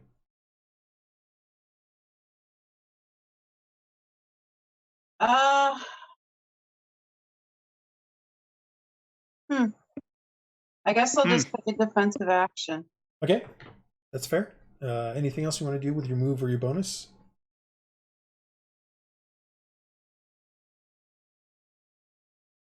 Oh, move away. All right, that's fine. I'm just Hey, Marcus. it's all good. All right. Track doesn't say anything and doesn't actually move forward. He stays right where he's at. He does ready an action. You're just not sure what it is. Hylough, you're up. My turn. I'm gonna move to here, Okay. and I'm gonna whack this guy. All right. So what do I D20 do? plus your strength modifier. Plus your plus proficiency. I should have given those guys proficiency, but none of them still would have hit. So because technically, as a fighter, you are proficient in unarmed combat. So okay. so D20 plus 2 plus your strength modifier. Plus. Hey, this is going to be a slap fight to nobody's business. You also miss. Yeah, it seems that way. Yeah. All right. Do you have a bonus action? Did you try to use it? I Again, don't you know. have to, I'm just asking. Okay. Yeah. Not this round. I'll think about one. Okay. Aaron, it is your turn. Okay. I'm gonna go here and attempt to punch her in the face. Okay. D20 plus. So that's modifier. 20. So that actually hits. So you do 1 plus your strength modifier. Okay. So that's 4. All right. But I want to do this. I want to use one of my charges to deal an additional 3d6 lightning damage to her. Uh-huh. Yo, you're gonna do a lightning hold on. punch? 1d6 of lightning. Only 1d6. Well, what's that 3 there for? That's the average amount of damage you would do. So you can either take 3 points of additional Oh. damage, or you can roll the d6. Your choice. I'm gonna roll it. All right, that's fine. But it's 1d6, not 3d6. Nice. Yeah. Okay, that confused You me. got above average. Yep. Look at you.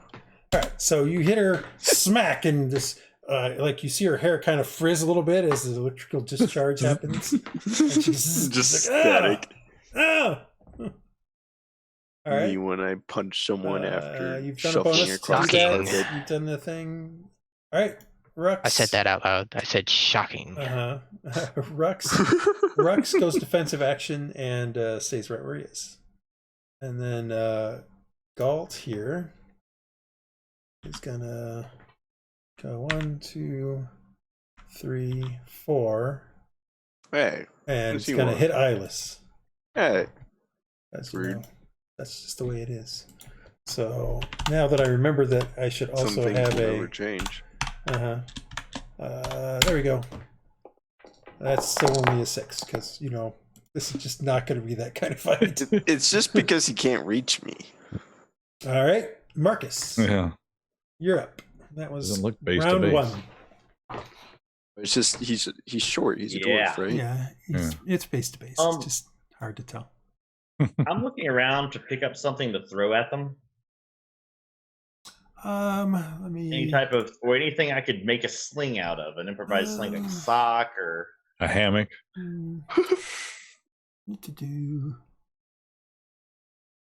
A shoelace. There's. I'm gonna go ahead and cast Mage Hand. So Yeah. I'm just looking for the future. Yeah, you don't see anything. I mean, potentially the Strap of lockers. leather.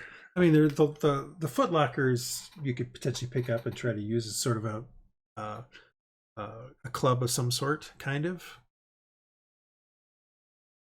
Okay, so I'm casting Mage Hand Okay. with, that's an action. And then I'll see.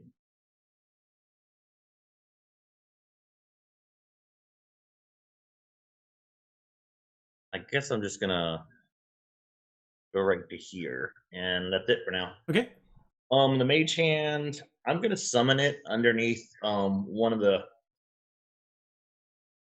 bunk behind Hylough, Okay. right there. Okay. And I'm done. Praedyth. You're up, sir. All right.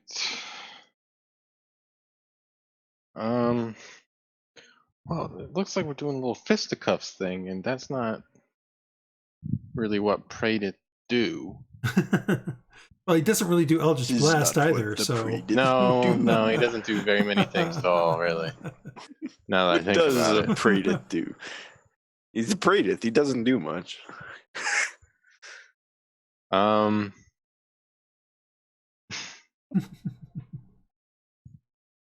I'm just gonna. Praedyth turns out. Oh. What is the material component for this? A small silver mirror. Would I have a small silver mirror on me still?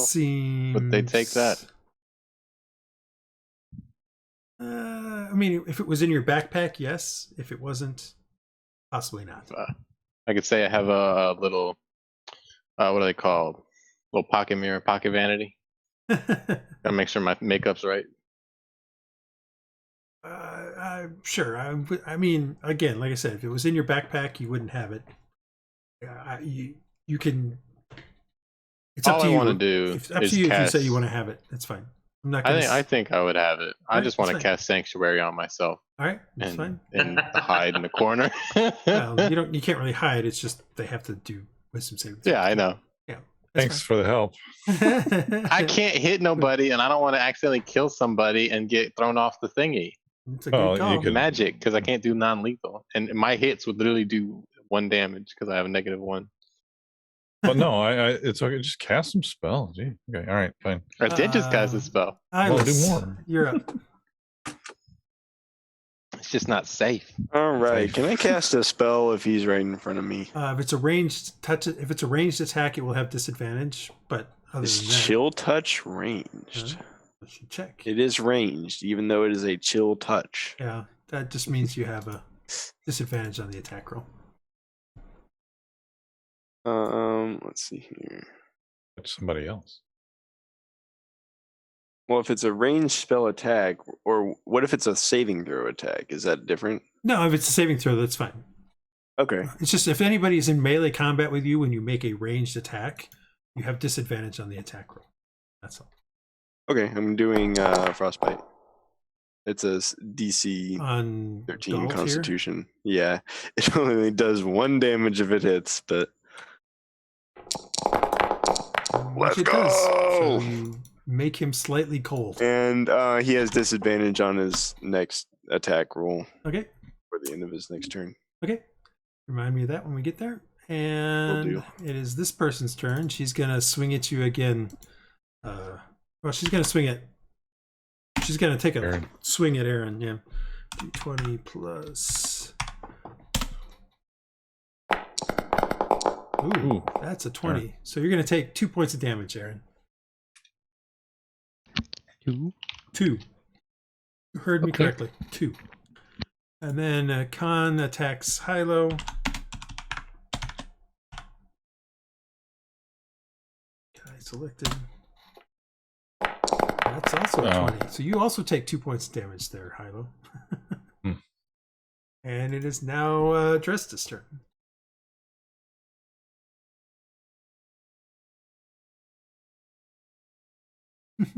What's she gonna do? So I'm shall she? still just kind Help of. me. But look, Help me. is somebody? Yeah, I don't know. Yeah. Yeah, I don't know. Nah. You can punch, and you can punch better than they can. I guarantee it. Whoa. I'm trying to figure out where to go. You should come up and punch this guy. It's right here. Ah, that's the dude. Okay. Yeah. All right. Kick him in the shin. I'll go ahead and try to punch him. Okay. I'll try really hard. d20 plus your proficiency plus your strength modifier. Oh. So plus 4. Where's the dice thingy?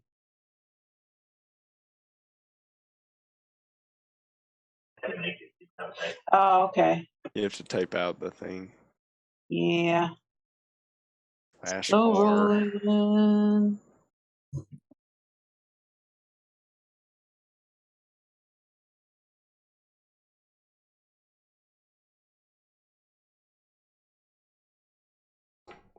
Yay! That'll hit. Good job. You do 3 points of damage. There. See, you can punch better than them. Track continues to sit there and stand menacingly. Good job, Track. Hylough, you're up. Okay, well, here we go. Whack the mole here. Yep. Yeah, you kind of miss. Boom, boom. You kind of get hit, and then you kind of back off, and then you try to swing, and he kind of dodges to the side. I'm gonna miss. Aaron, I'm attacking. No, can you never what? mind. I just wondering, the mast thing, does it provide any cover at all? I mean, could I move around it and, or, not that now that I'm thinking about it, probably doesn't matter. You get an opportunity attack. Yeah. Blah, blah, blah. Well, if he was like here and he was here, like if they were opposite of the mast, I would think that would provide partial cover, right? Sure, Yeah, but then he'll get an opportunity attack. Yeah.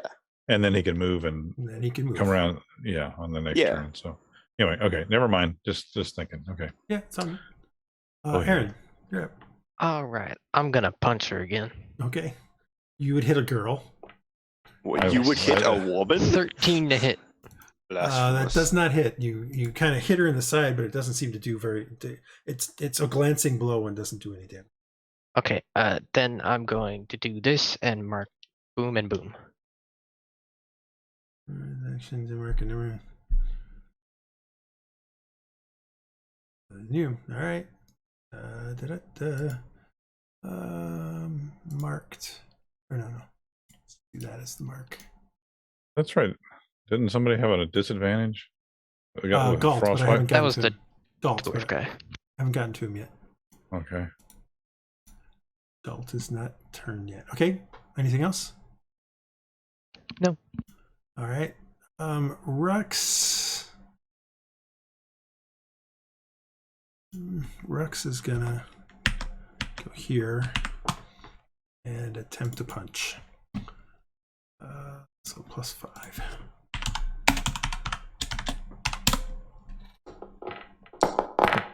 That hits, and he does 4 points of damage. Let's see. Whack! Whacks him. And now Galt With has disadvantage. disadvantage. Against I'm gonna hit you still, Iylis, because you're I did 1 point of damage. you to did him. damage to him. All right, so I'm gonna roll a d20 and then I I'll roll gave another him a one. boo-boo.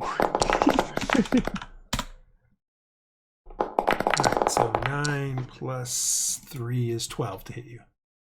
I think that hits me, actually. I don't have a lot of armor. Indeed, it does. So you're going to take 2 points of damage. Ow.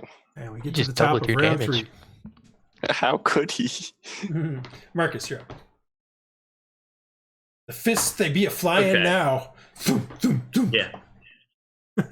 One. See if I can make myself move here. 1, 2. That's gonna be 2 because I'll go diagonal. I want to use my mage hand to try to put the hammock over one of these guys' head, just to give them a temporary disadvantage or some type of advantage for Hylough, or if there's a cup or something loose that I could, put on their head to give them a distraction. Well, many of these hammocks are already put away because when the people get out Okay. of them, they put them away. Do they have anything on? Do they have weapons on their persons? Give me a perception check. As there's a lot of bodies kind of moving around here trying to fight each other. Also, I mean, to get the hammock over on top of it, I think would probably take a little more than 10 pounds of pressure. Well, I don't know. I mean, yeah. I knew it wouldn't be able to wrap around them. I was just trying to Well, because around them. remember, But anyway. like a lot of these people are taller than where the hammock is, so you got to try to push it up and over around them. That's Right. why I say it would probably take more than pressure. Is all because you're stretching Okay. against the hammock. 19. Well, I mean, it's very clear from where you're standing that Track here has a cutlass at his side. He hasn't taken it out, but he has it.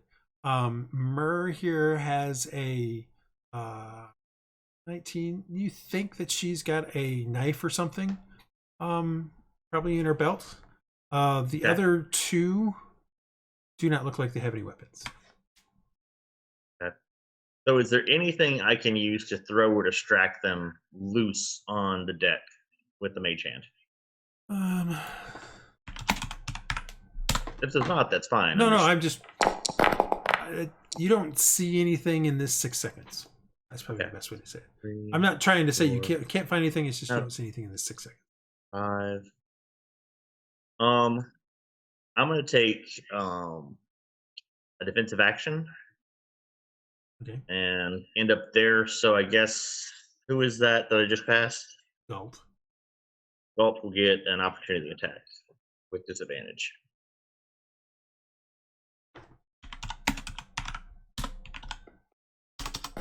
Pretty sure that misses. Even with just my base dex, that'll miss. Well, that's actually a 15 to hit, by the way. The 12 is a 15 to hit? Yeah. Okay. Then if I have my cloak, what is my AC? Okay, yeah, that'll hit. All right. So it's only 2 points of damage. Okay. All right. And I'm giving advantage to, or give the bonus to Hylough to punch at this guy. Yeah. Because I'm behind him, right? Yep. Yes. He gets +2. So the guy, is there a way around the guy with the knives? Well, the guy with the knives is right here. This is the guy Okay, with the the guy cutlass. guarding the steps. Yeah, You cutlass. don't have to go through him. There is no way around him. Okay. All right. Hey, he's specifically standing there for a reason. Oh, I know. So, Praedyth. All right. How bad are each of these ones looking? There's literally been like 5 hits this entire fight, and none of them have done more than 4 points of damage. So, Oh, I did 8 damage. okay, you did 8 damage. She's still looking okay-ish. I just don't want to go Sure. too crazy and accidentally kill somebody. Well, go for the big guy then. It's going to take more to get him down. He's not attacking anybody though. I don't want to hit him. He's just standing there. Yeah, that's why I don't want to hit him either. I'll hit the pasty one with an Eldritch Blast. Okay. Like if I won't. No, I feel like if it we goes start past hitting it. him, I don't know why I'm always worried about trying to kill these people when I can't hit a damn Can't shot hit to save my life. you can't. So it doesn't actually matter if I shoot. All right. All right, You that's my can turn. shoot. I It's was- just like You're up. goes wide every time. I'm gonna Yeah. do frostbite again. All right. Is 4 damage. Oh, Yeah. And another disadvantage on him. Yep. All right. Well, I mean, you're basically telling her to attack you. So here you go, Aaron. Here's one attack on you. Oh, look at that. You're gonna take 4 points of damage. Wow. Holy crap, man. And then Kana's gonna do the same thing. Hopefully he also gets a natural 20. I forgot the +3. 21, so 2 points of damage. Do I have my armor on? To me or to him? No, to Aaron. Oh, Would I have my armor on? Your armor was unique, so no. But Oh, either so way, they took it from me? Either way, it was 21. Well, yeah, no, I was just deciding if I wanted to do Shield of Faith. Or actually, I'm not You even can't do sure if Shield that of gives Faith me as a an... reaction, buddy. So, but Oh, yeah, no, I'm thinking of a different one. Never mind. Wait, Shield of Faith So, is a reaction? no, it's not. Take 2 No, I points. was thinking of a So different... total between the two of them, you've taken 6 points of damage. Dresd'a, you're up. Yeah, okay. Dresd'a. I'm mute. Oh. I guess I'll just try to punch my guy again. Okay. Yeah, he's disadvantaged, so keep walloping. He's disadvantaged to attack, not disadvantaged to take a hit. I mean, yeah. But, like, what's he gonna do? Hit you back? Actually, you do hit Dresd'a. Yay. Let's go. So it's another 3? Yeah. All right. Track just stands there and watches. Hylough, you're up. Is this some sort of rite of passage to see if we're worthy of being in the crew? I hope No, so. she said at No, the I think they're just being beginning... dicks. She said at And the trying to get us beginning in you trouble with the stole captain. stuff from us. You stole stuff from people I like, Who so are I'm you gonna beat attacking, you up. Hylough? the big guy in front of me. Okay. Because I got that's roll with advantage, right? So, No. is that right? No, you don't get No. a roll with advantage. It's +2. Oh, he gets He disadvantage. gets disadvantage if he doesn't attack Aaron. Okay. But Hylough gets advantage because I'm behind Marcus. Oh, no, but he doesn't That's get fine, but advantage, you get a +2. It's +2. There's no advantage here. You just get a +2. Okay. Still on a 15, it'll be 17. So what do you want me to do? Roll? Oh no, he did advantage. No, Yeah, you what do you want me to do? So, So just roll again? You got a yeah, just 10 and roll a again. 5. Just roll again. Oh yeah, that's fair. All right. You do get an extra +2, however. 20 plus 7. Yes. All right, you hit. Yeah. Yeah. And so what's the damage? Is 1 it, plus your strength modifier. 1 plus my strength modifier. So that's 4 points. All right. Damage. Cool. You hit him. Whack! You hit him across the face. And you can hear a crack as he's like, he kind of just looks at you like, Aaron. Yeah, I'm gonna hit Lady Dude again. That's 18. I'll hit her. 4 points of damage. Okay. I'll do page. So whack! And another she splits butt at you. Rude. Rhux attacks Galt. Walt's got 3 on him. Yeah. Galt decided to pick a fight with, like, the wrong sorcerer. With a lot of people.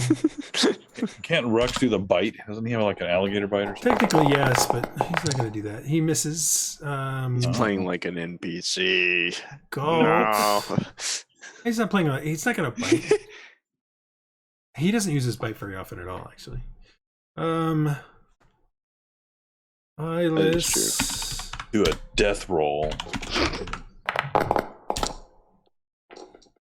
Iylis, that is a And yes, it's a 10. So yeah, you still take 2 points of damage because I believe you have a 10. So 2 points. Wait, what is that? Wait, you rolled that as Rhux. I'm confused. No, it's supposed to be Galt. Wait, Galt. So wait, Galt. Okay. He got a 10. His disadvantage is a 10. Okay. Yeah, I take 2 more points. You don't have any dex bonus? Crazy. Dex was his dump stat. Oh my god. It's a 10, so it's plus 0. Wait, yeah. So I have a 10 armor class. Marcus, not much I can do about it. Marcus, so I think I'm gonna try a grapple against the red. And it's an attempted grapple, but I don't really want to grapple her. I want to do a sleight of hand and get the knife. And try to hide it.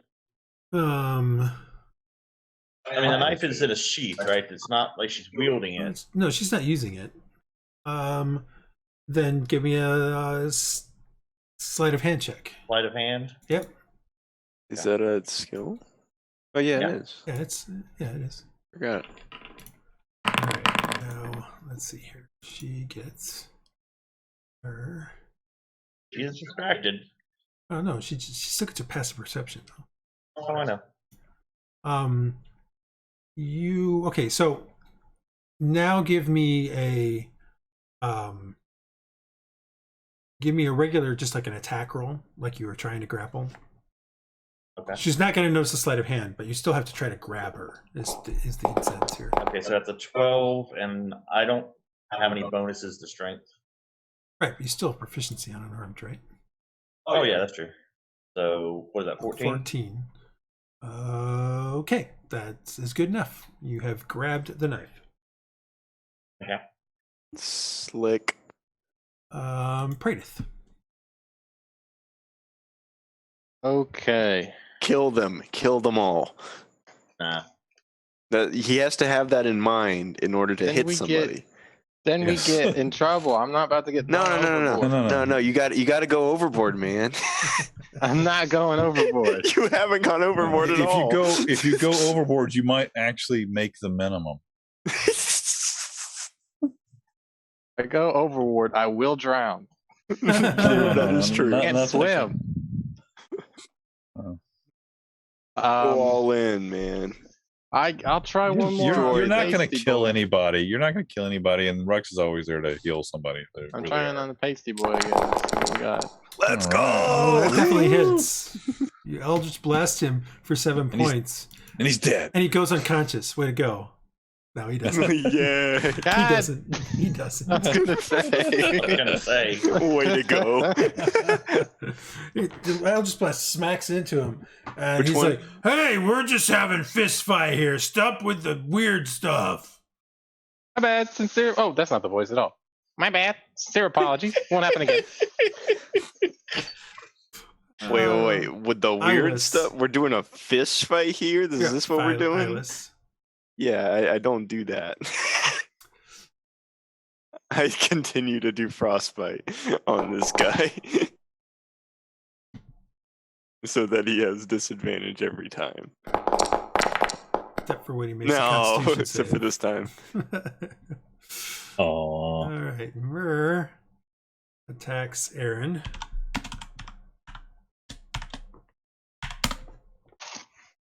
And misses. I think 14. What's the armor class come from? Clean stuff up. Yeah, actually that does hit you without your armor on. So 2 points of damage to you, Aaron. That's mean. And then Khan is going to do the same thing.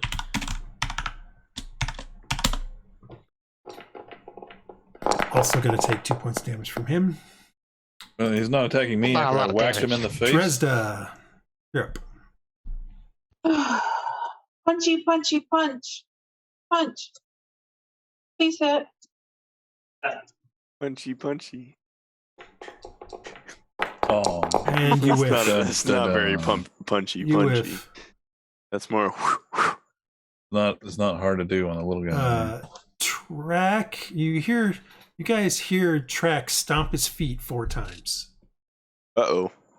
That's all he does. Hylough. Captain's coming. Okay. I will do the thing on the guy. So I still got the +2 thing going on there. Unfortunately, 11 misses. So he kind of dodges out to the side. He seems to be focused on Aaron and not you, though. Aaron, you're up. Aaron stops attacking and does a defensive action. Okay. All right. Rhux attacks Galt.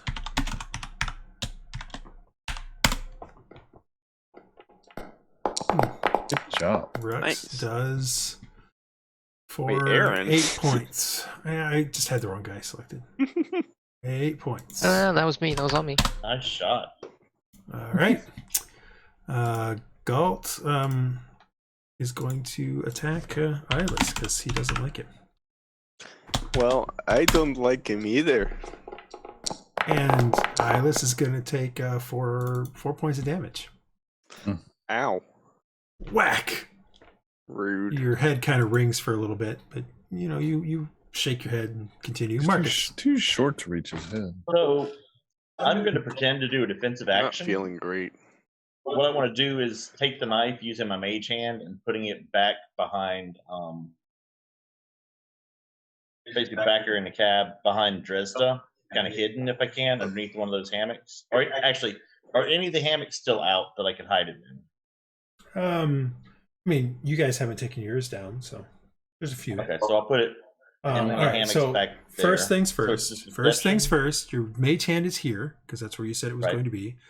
You have to move 15 feet to bring it to you. Okay. Well, I mean, I can move towards it too, but yeah. But I mean, it's not like you literally do have to move it. It's not like you can just give it the knife 15 feet from you. So 15 of right. its 30 feet of move is going to be towards you, unless you move towards it. Yeah, that's what I was gonna say. I can take an opportunity attack. Where's the closest hammock that's down that I could hide it in? Like is Dresd'a's hammock down? The hammock that Dresd'a's on? Well, I mean, you guys were kind of in these 6, so these are all still up.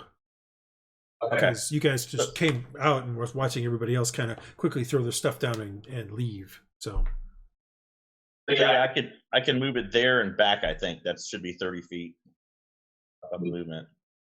well, you can't move it through the post. So if it's here, it's going to be 1, 2, 3 to get to you, and then 1, 2, Right. 3. So that's your move. Okay. Yeah, but can't it be hidden into You can't I hide hide it. it. I mean, you got to give it to the hand. That's not going to be a free action. Like you're giving. It's like you're giving something to somebody else. That's not a free action. Okay. No, I know. But I'm you trying can to do give a it to sleight it, of hand, and you so can it's give it not to it. noticeable. That's what I'm trying to do. Okay. That's why I'm pretending to do a defensive action. No, that's fine. That's fine. Yep. Yeah. Do your sleight of hand then. Yes. I understand what you're saying now. Sorry. Yeah. I misunderstood. That's okay. Yeah, I didn't. No, it's all I'm good. hopefully planning for next time. It's all good. All right. So the hand comes over. You kind of do some jukes and stuff, and put the knife in the hand, and then it moves away from you. Right. All right. Cool. That's it. Actually, I will go ahead and make my move. Take 2 opportunity attacks. Put my head up onto Track. Is that his name? Track. The Track. Sorry. Track. Are we done with this?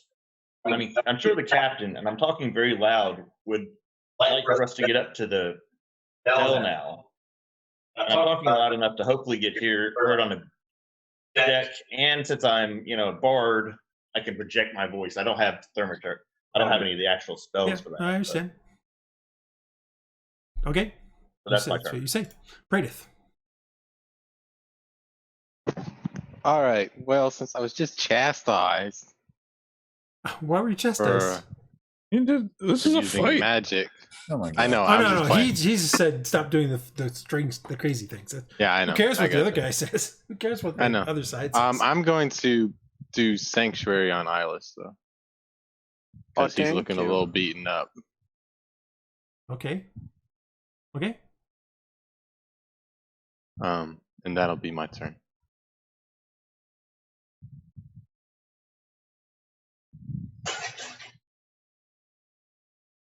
Okay. Iylis, you're up. All right, I'm gonna do frostbite. Don't attack. again. Don't attack. You'll waste it. Oh, okay, fine. Does that? I'm just saying, if you attack, that, you lose sanctuary. It, You oh, lose it it as soon loses as you sanctuary. attack. All right. Okay. Cool. Got it. I'm going to not attack, and I'm going to disengage and move over here. Okay. That's good. And taunt the little guy as you go away. All right. You hear her say, "Time's up, boys." Defensive action. 1, 2, 3, 4. Oops. 1, 2, 3, 4, 5, and she goes up the stairs. Time's up, boys. And Khan goes, "Well, I was having fun." All right, fine. Can I shake his hand as he go by? You know. Defensive you, action. well played. 1, 2, 3, 4. He goes up the stairs. 5. Goes up the stairs. Dresd'a, you're up.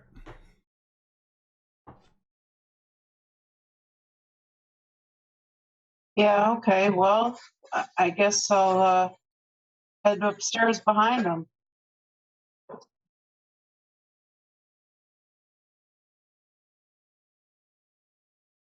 Is that about my movement? 2, 3. Let me see. So that's 15, 20 feet to get there. That's And as then far another as you're 10 going feet because down. there's a big, huge guy in your way. Yeah. All right. And you can't go through him. He's still considered an enemy. All right. Punch him in the nose. Did the other guy take an opportunity attack or did she do defensive? We're out of. No, she said defensive. Okay. Yeah, he did. Okay. Track just stands there. He just smiles at you. He doesn't make a noise though. Just smiles. Hey, so I guess we're done fighting. Can we go upstairs now and do what we're supposed Hylough, to do? your turn. All right.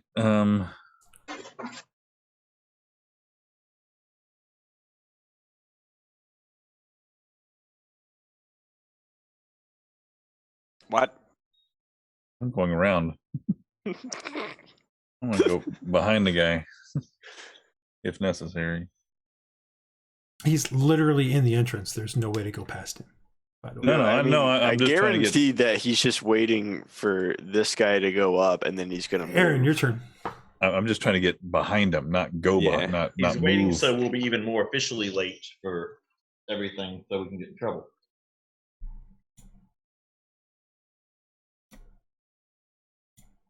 What do I want to do here? Trip him. Trip him. I could do that. No. Can't charge him. While It he's doesn't matter. standing in one place, do it. But he's the strongest. He could shove him, potentially. Then he's gonna get shoved back harder. No, if he's shoved, he gets knocked back, and then he takes the place. And then we fight him. Well, maybe. But I'm gonna ask him politely if I can go upstairs now. That's a good idea. He doesn't say No one anything. Fair play to you. Try to Why? like squeeze past him. Like climb over him. Is there anything you're gonna do? Let's not antagonize the guy with sword. All right. Rhux goes. Oops. Rhux goes over here and gives Iylis 5 points of lay on hands. Thank you. Sure. Lay on hands. Guess they didn't like your food after all. Guess not. Oh, I thought can it was- take away from this. I thought it was good under the circumstances. All right. Thanks. And then I tried Galt to make sure the chickens were does mostly one of those. healthy. 1, 2, 3, 4, 5. 1, 2. Did you want to attack him, Hylough? Um, Trip him as he goes by. Yeah, I could trip him as I go. Try to trip him. Is he You don't have defensive a trip action? thing, so he did not do You don't have defensive a trip action. action. You don't have a trip action. You're not a battlesmith or anything. Wait, is that a thing? Yeah. Like, I can't just stick my foot out. Yeah. You can't just stick your foot out. You don't It's a have any battle attack. master The maneuver. battle You don't master have any maneuver feet. does it. No, it's just unless you have the maneuver, you can't actually do a trip in fighting. In a fight, like Can you a do monk can grapple? do it. Interesting. Okay. A battle master can do it. It's considered a special maneuver for these classes. Okay, Certain monsters can do it too because it's part of their attack thing, but there's no just default. I'm going to try to trip somebody. I'll skip. Hold down the hammock opportunity so attack. it's difficult to get under. 3, I 4. assume we can't do a grapple as an opportunity attack, correct? Not as an opportunity attack, no. Okay. Not that I know of. Not that I know of. I wouldn't think so, but You could do an attack basically. So I don't. Yeah, grapple is. It's not the same as an attack. So I could have grabbed him by the scruff I of think his it's neck. technically an attack action, but I'm not going to do it You anyway. have an opportunity attack. You can do an attack action. Yeah, because grappling is an attack action to make a special melee attack. Grappling. Opportunity attacks. Could you just grab him with your foot and trip him? Actually, it says you can use your reaction to make one melee attack against the provoking creature. Grappling so it's is not a not special considered a melee melee attack. We attack. should No. all just like gang up on him and jump him and move him out of the way. All of us at once. Yeah. I mean, it is very easy for I us think he to moves do last, that. but yeah. No, he doesn't move last. He's like middle. But round 6. Track is just standing there. Marcus, what do you want to do? I'm going to give. Who is our strongest person? I guess that's Aaron. Aaron or Hylough, or pretty maybe Dresd'a. No, I'm not. You're not? Dresd'a's not the Do I strongest. know answer, who's of course, is stronger I don't as far as know between much about your Hylough stats. and Marcus- We have the same. Marcus, you believe that Praedyth is the strongest in your party. Yes, you do. Okay. You should. Well, he's going to miss anyway, so. Aaron, Exactly. It's either Aaron or Rhux. It's probably actually Rhux. Yeah, but I think Rhux is too far away to charge it. And you can't see me, so. Okay, so I think I can get. I've got 40 inches of movement since my. So I think I can get behind him. It looks like 1, 2, 3, 4, 5, 6, 7, 8. Right? Sure. I mean, you don't have to do that. You could literally just go here. Oh, can I go? Okay. There's a square there. You can go through there. I didn't know if it was too tight. So I'm gonna set it up to trip him type thing, like set myself up Again, and give unless Aaron. unless you have a trip action, no one can do a trip. I'm just telling The you. this now. limitations of D&D Can I are set it- Do the ridiculous. table? Can you do the table? You You know? can't- you Yeah, can't that's do what the- I'm you trying to can't do. Is more like the table. Okay. Because remember, D&D combat is abstracted. The whole point here is that the reason why the battle master and the monk have these trip actions is because they set up over the course of the round a way to make it so that you can potentially be tripped. You going and putting yourself as a table behind the guy during melee combat is not going to work because these guys Okay. understand what's going on. They're melee combat people. They know what's going on. I mean, the either gist way, of he what's going goes on. before me. Yeah, either way he goes. Okay. before. I mean, I understand what you want to do, and No, I get it. and I have thought about trying to turn the battle master's maneuvers into things that you could potentially do just as a general fight thing, but then that kind of cheapens the battle master a little bit. Yeah, it So- makes the battle master not as good. yeah. So I've been trying But to I've figure never out like a played way a to battle do that. master. Like in theory, you could do the battle master maneuvers without having the battle die, and so it just is much weaker than what the battle master could do in theory. Yeah, you don't get the extra damage or extra Yeah, hit. exactly. Depending on So it's something I've been thinking about. I just haven't formalized it into anything yet. the thing. Okay. So I'm not. Again, I understand what you want to do, and if we formalize sort of a battle master rules to allow to make combat more interesting, to give you these opportunity kind of things, then we add complexity to combat. It potentially makes take a little longer, or we stay sort of the abstract like we are. That's where I'm kind of at with it. Anyway, continue. Yeah, but hear me out. We just trip him. So I'm gonna give Aaron, take this guy out of the way. We need to get up top, if you would, and give him my inspiration. Okay. Actually, will inspiration help with that? It'll help him to hit, I guess. Depends on what your Let me inspiration think. is. If If your inspiration is ability checks, then yes, it'll help. If it's not, it's add the roll to one ability check, attack roll, or saving throw. So yes, it will help an ability check. Okay.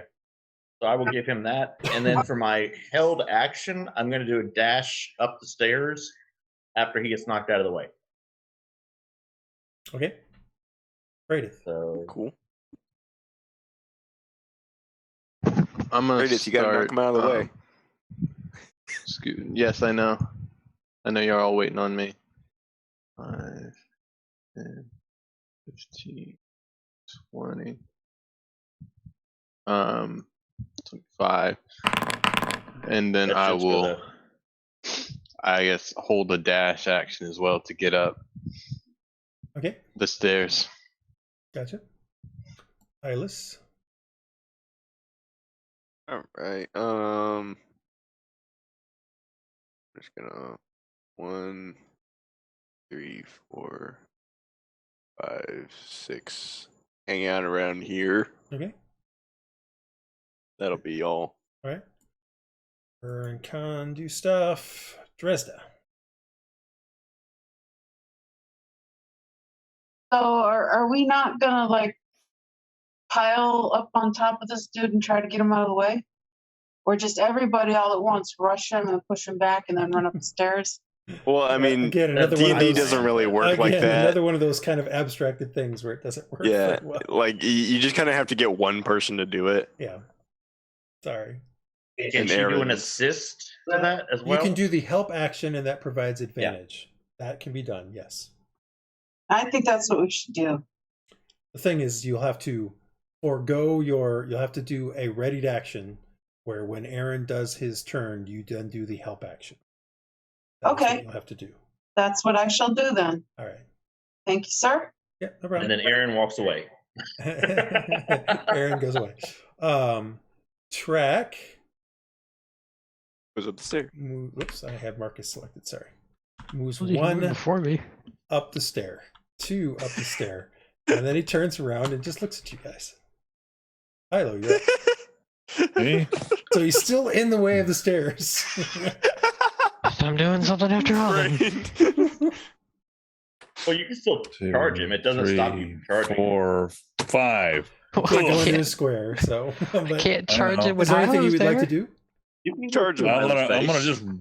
just bull rush into him.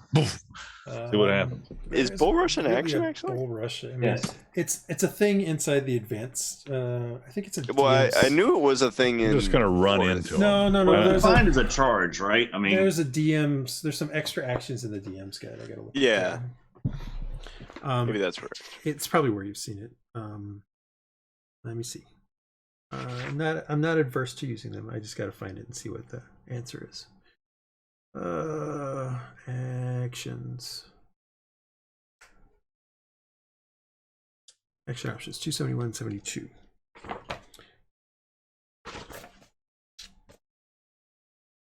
All right, so the extra action options are climb onto a bigger creature, disarm, mark, overrun.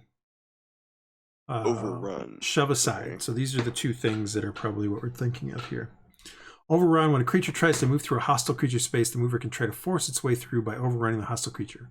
As an action or a bonus action, the mover makes a strength athletics checks contested by the hostile creature's strength athletics check. Creature attempting the overrun has advantage on this check if it is larger than the hostile creature, or disadvantage if it is smaller. If the mover wins the contest, it can move through the hostile creature space once this turn. Shove aside. With this option, a creature uses the special shove attack from the player's handbook to force a target to the side rather than away. The attacker has disadvantage on strength athletic checks when it does so.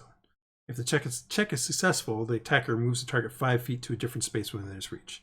That one won't potentially work because he's in a spot that won't allow it. Tumble, you can try to tumble through a hostile creature space, ducking and weaving past the opponent.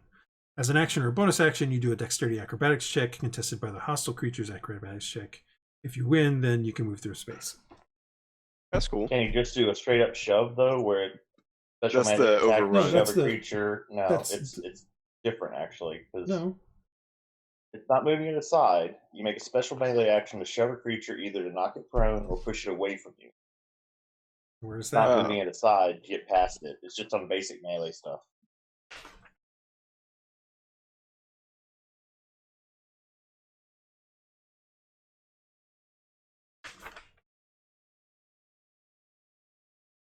You can try.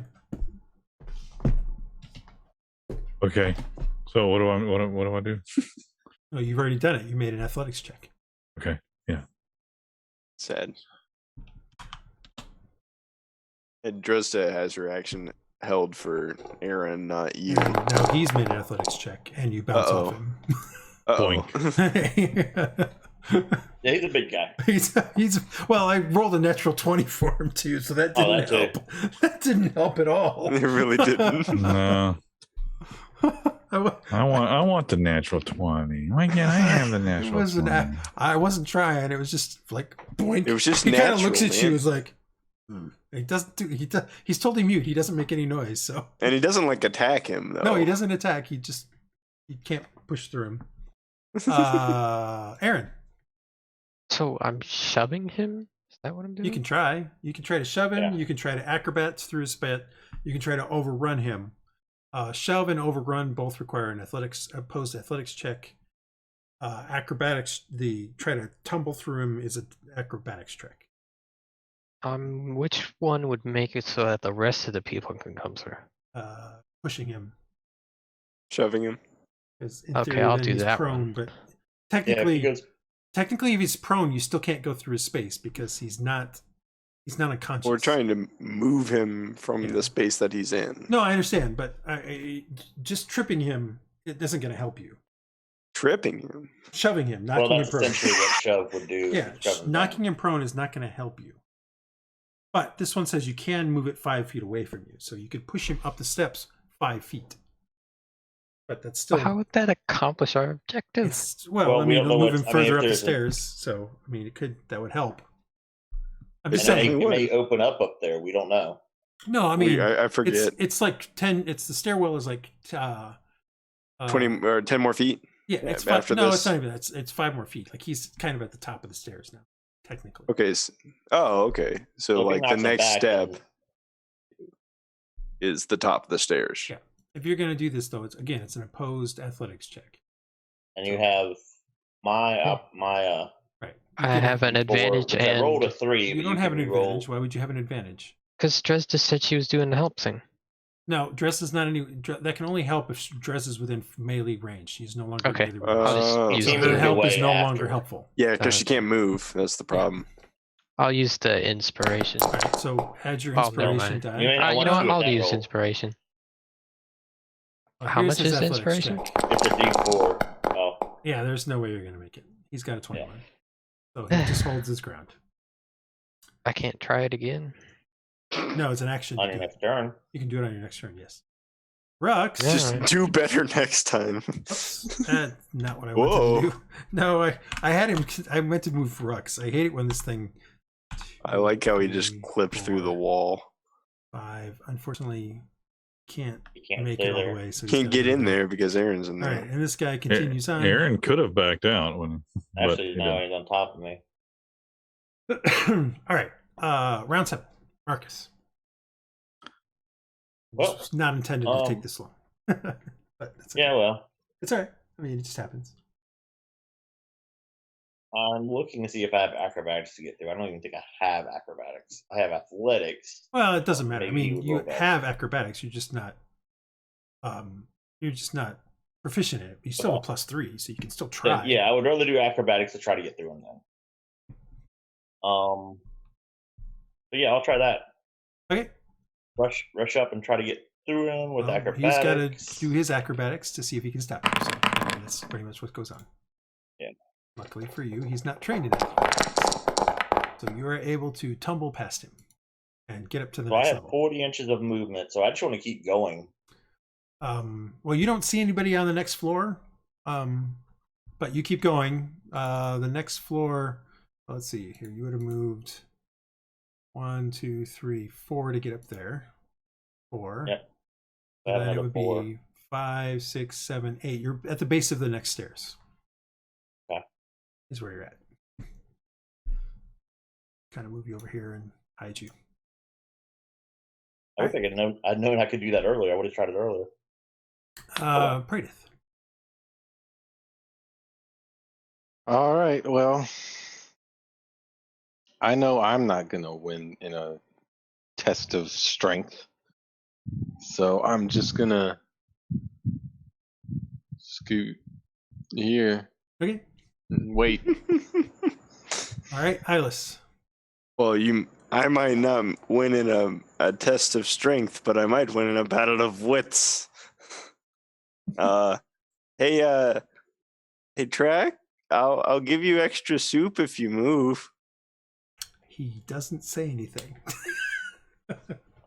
Well, yeah, I mean it's not his turn, but Also, you can't end your turn there because that's in somebody else's space. yeah. Like, I'm sorry, my friends are being so pushy, but I'll give you extra soup if you I was told to tonight push. if you move, and then I'll move back over here. Okay. That one, Dresd'a.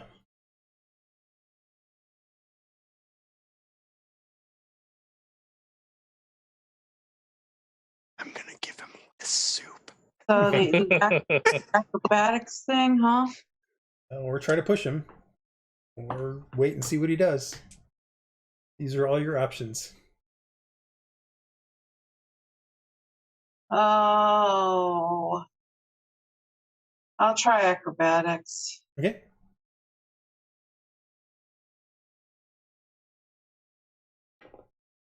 Yeah. Wait. Oh, he has to do it too, so. Not saying that he has the best acrobatics either, but He has it slightly better than you. He did beat you though. So unfortunately you can't make it past him. So you do 1, 2, and then you have to come back 3, 4. Because you can't be in anybody else's spot. Alright, I'm done. Alright. He heads up the stairs and continues on. See, what did I tell you guys? If you just talk to him. We'll stop combat there because he's no longer opposing what you're trying to do. Marcus, you get up onto the deck and get into line and get ready for the thing. You can see that Scabs looks a little like... you can see the other people are already standing there, the other 3 that were fighting with you. Scabs looks a little put off by the fact that you're there. But then the second bell rings, and that is when the rest of them get up on deck. And you can see the smile on his face. Oh, he's so delicious. It's the kind of the look you get from him. So what happens is Track just comes up to the top and just stands outside the door. The rest of them come up. Everybody else is already up there waiting for their assignments. And as soon as you guys get up there, Scabs turns and says, "Late? You want to be part of this crew and you're late!" Every one of you, and he looks at Marcus, and he points at Iylis, Aaron, Hylough, Rhux, Dresd'a, and Praedyth, and says, "Lateness for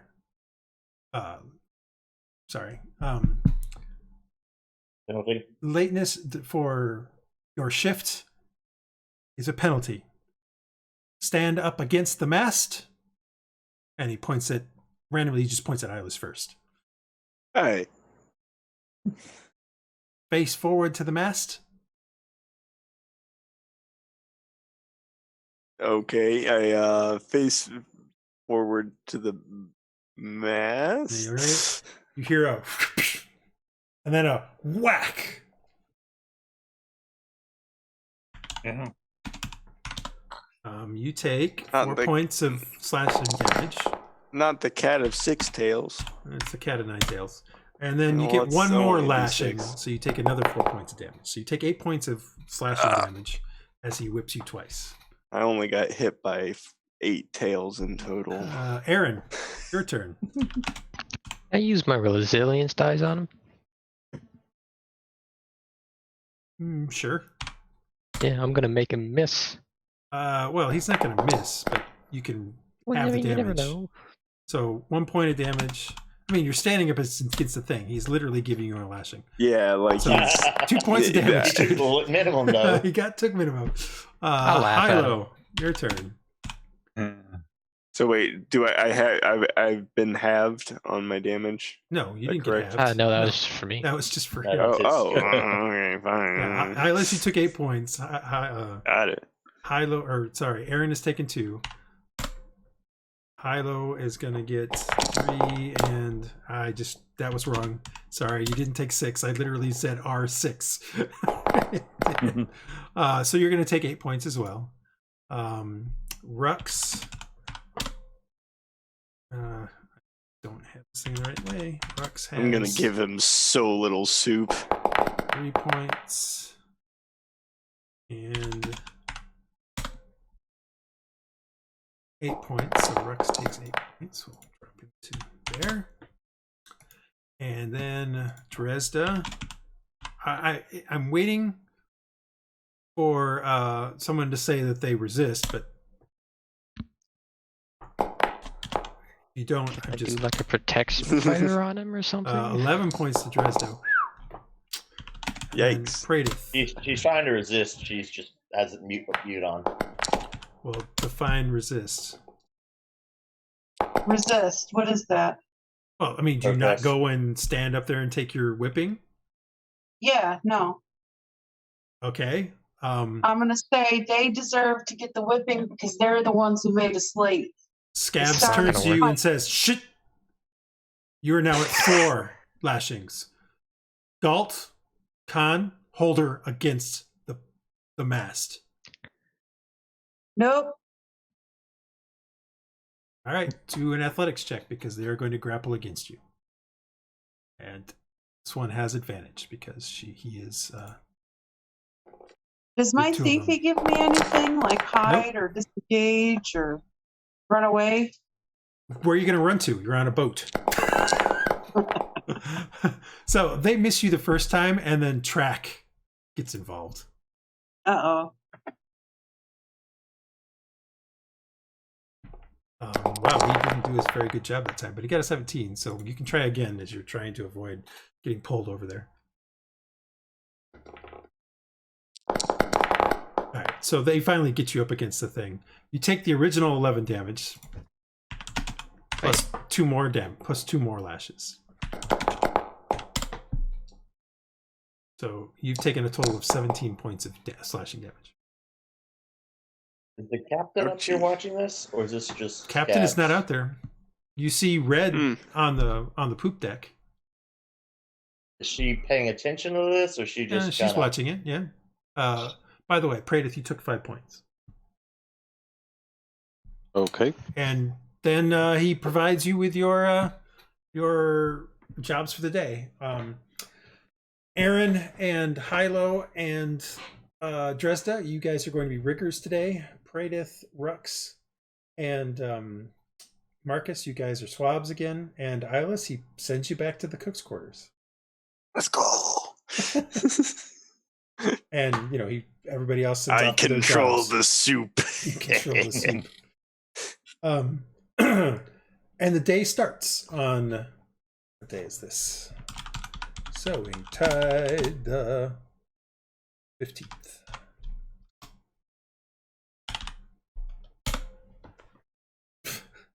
Sowing Tide. Track the doesn't 15th. actually say anything, but and so begins your day on the Defiant. What do you guys wish to do today? Track. The only thing that Track says is the day. He just says the day and date. That's all he ever says. Once a day. Let's start today with Hylough. What do you want to try to do today? I mean, you're giving I'm up in the rigging. a rigging, so you're up in the rigging. Today you end up doing mostly doing mainsail duties. So you're basically raising and lowering the mainsail as necessary and that sort of stuff. I'm not making you do any rolls because this is just typical day stuff. Anything else you wanted to try to do during the rest of this day?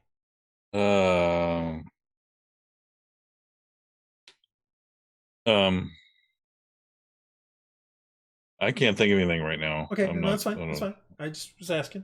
trying to give you a chance to if you're trying to figure anything out or something like that. We will go to Praedyth next. You're swabbing the deck. In this case, you're actually swabbing the deck, where you're just mopping decks and things like that over the course of the day. Be right back. And scrubbing them down and that sort of stuff. Anything you're trying to do during the portion of that day, other than that? He's going to be quietly spreading the word, Okay. trying to convert his mission during this time is going to be trying to do his best work to convert the entire boat to his religion. Okay. Well, most people just give you a stare or tell you to fuck off, or because they just don't care.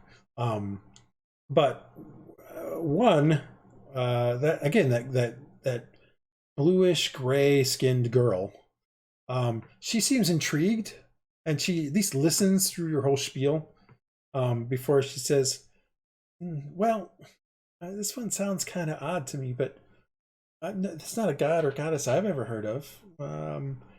I'm a follower of Dresd'a. Let me make sure that's the right. Yeah, Dresd'a.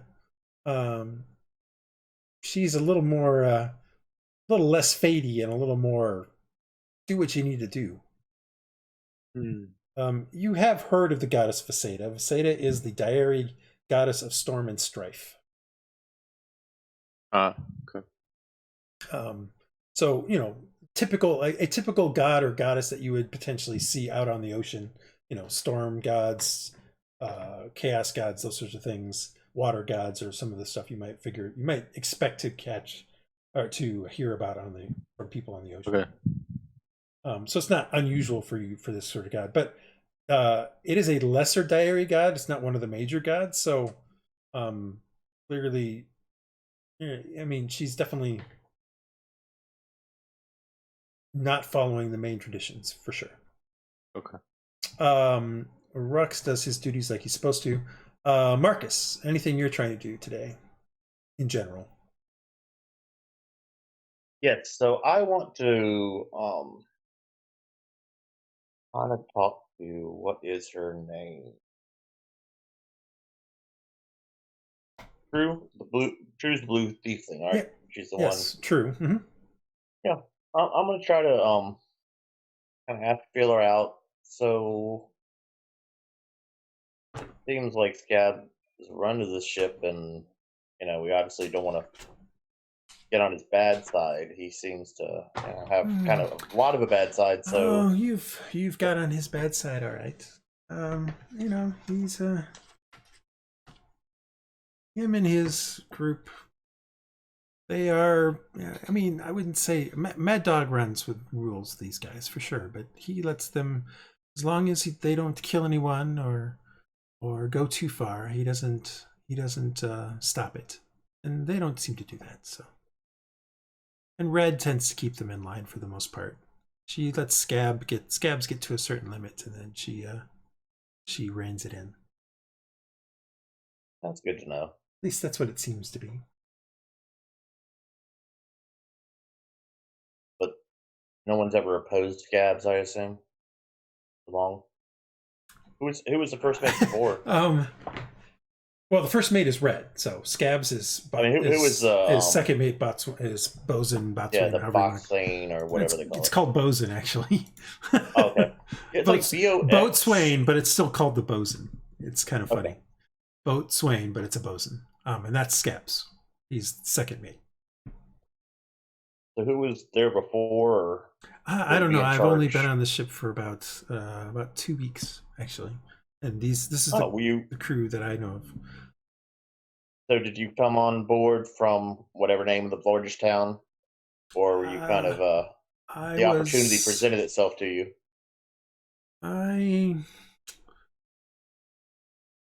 I was part of a crew of a ship that they boarded a couple weeks ago.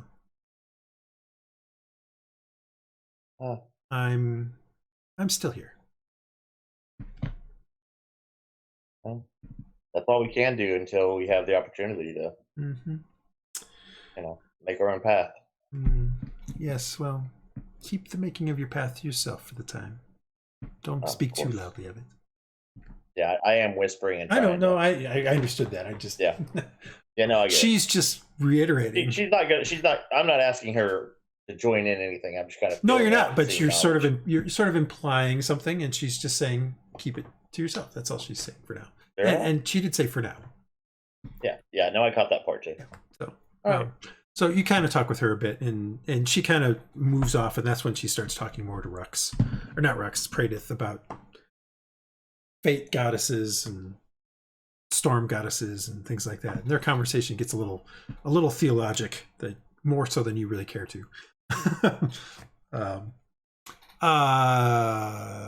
Aaron, what are you doing? I would like to use my position on the riggings to notice any patterns between the 6 delinquents and Scab. Give me an investigation roll. As you're doing your work, but you're also kind of looking at the stuff, and so you're sort of providing I wouldn't say perception in this case, because you're literally know where they're at. You're just investigating how they're doing stuff. You don't see anything too obvious. The 4 that you were down that was keeping you downstairs are definitely situated around the boat, so that they cover a lot of the main deck. You see one of those 6 that were originally in the sea cave with you guys is one of them is the other woman. She seems to be set up on the foredeck. Red is running the ship basically for the captain on the poop deck.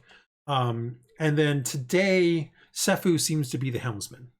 So they're kind of situated so that they're kind of on both sides, and then the 4 other ones are kind of either amongst the rigging or in amongst the swaps. That's about all you kind of gather from it. You don't really see any true coordination between them at all at this point. But you have an eye on where they're at and kind of what they're doing. Anything else you want to try to do? I don't know. I would say that Nobody really wants to talk. Yeah, during your time up there, you do notice that there is to the west, there seems to be a squall that's coming towards you guys. A squall? Yeah, a storm, small storm. Oh, okay. And it seems to be heading in your direction. You think you still haven't quite totally got this whole ship going thing yet, but based on what you're thinking, wasn't I on a ship before? You've been on a ship, but that doesn't mean you've been a sailor. You're still getting used to it. That's why I'm the chef. Yeah. Based on that, you think maybe it'll hit by nightfall. It's hard to tell. Okay. I won't mention it to anybody. Let's see here. On that, Marcus Rhux. Dresd'a, are you trying to do anything in particular? I know. I'm just gonna do my assigned chores. Okay, no, that's fine. I just want to make sure you didn't want to try to do something in particular. At one point during your swabbing, you're kind of doing stuff with the ropes themselves. In this case, let me find the jobs again that I have. Actually, yeah, you're hauling ropes around and tying and untying knots and things like that, and moving the head coils of ropes from one place to the other. During part of that, one of the riggers comes down the rigging and lands in front of you, and you almost run into him. And you notice that it's that kind of charismatic, kind of blonde, kind of guy named Sabir, and he kind of gives you a look, and he's like, "Oh, and who might you be?" Maybe we should talk later this evening. I have an interesting game of sabacc. Sabacc? Yeah. Isn't that a Star Wars game? Sure, but I gotta have something interesting. What do you want from me? It's a card game. It just has to be a card game. We got some Game of Thrones, the board game on this ship. You'll love it. We're doing a little bit of Sheriff of Nottingham later. Yo, you want to do some And Sherlock of course, Holmes, guys? Dresd'a is still muted, so I have no idea. No, I'm not muted anymore, am I? Oh, you're not now, but Oh. did you hear what he said? Yeah, he wants to play sabacc or something like that. Like, yeah, he's got a card game later after dusk. He's inviting you to a card game. He's making his move. I'm not sure that I'm going to be feeling well enough to sit up and play cards. Oh, well, that's my loss. I'm so sorry, but maybe tomorrow. Maybe. Ow. And then he heads up the rigging, and you kind of like, ow, ow, ow. Just bleeding profusely. Yeah. No, she's not I really don't think I'll be up to profusely, a card game. Last but not least, Iylis. Second day with the cook is similar to this first day. He's drunk for most of it. Today though, you're not making stew. Today he's having you make make a pie, a meat pie. And in fact, he literally gets you to slaughter one of the pigs. I mean, yeah, and that's kind of what I figured was going to happen. Yeah, by the late afternoon, you've got blood all over your clothes from the pig, and you're trying to skin everything out. And under the watchful eye of this drunkard who's giving you conflicting reasons for doing things. But give me a survival roll to see how well you might actually skin this pig. Let's see here. I mean, survival is I'm trained in survival. Yeah, so. no, I'm not saying you aren't. I just.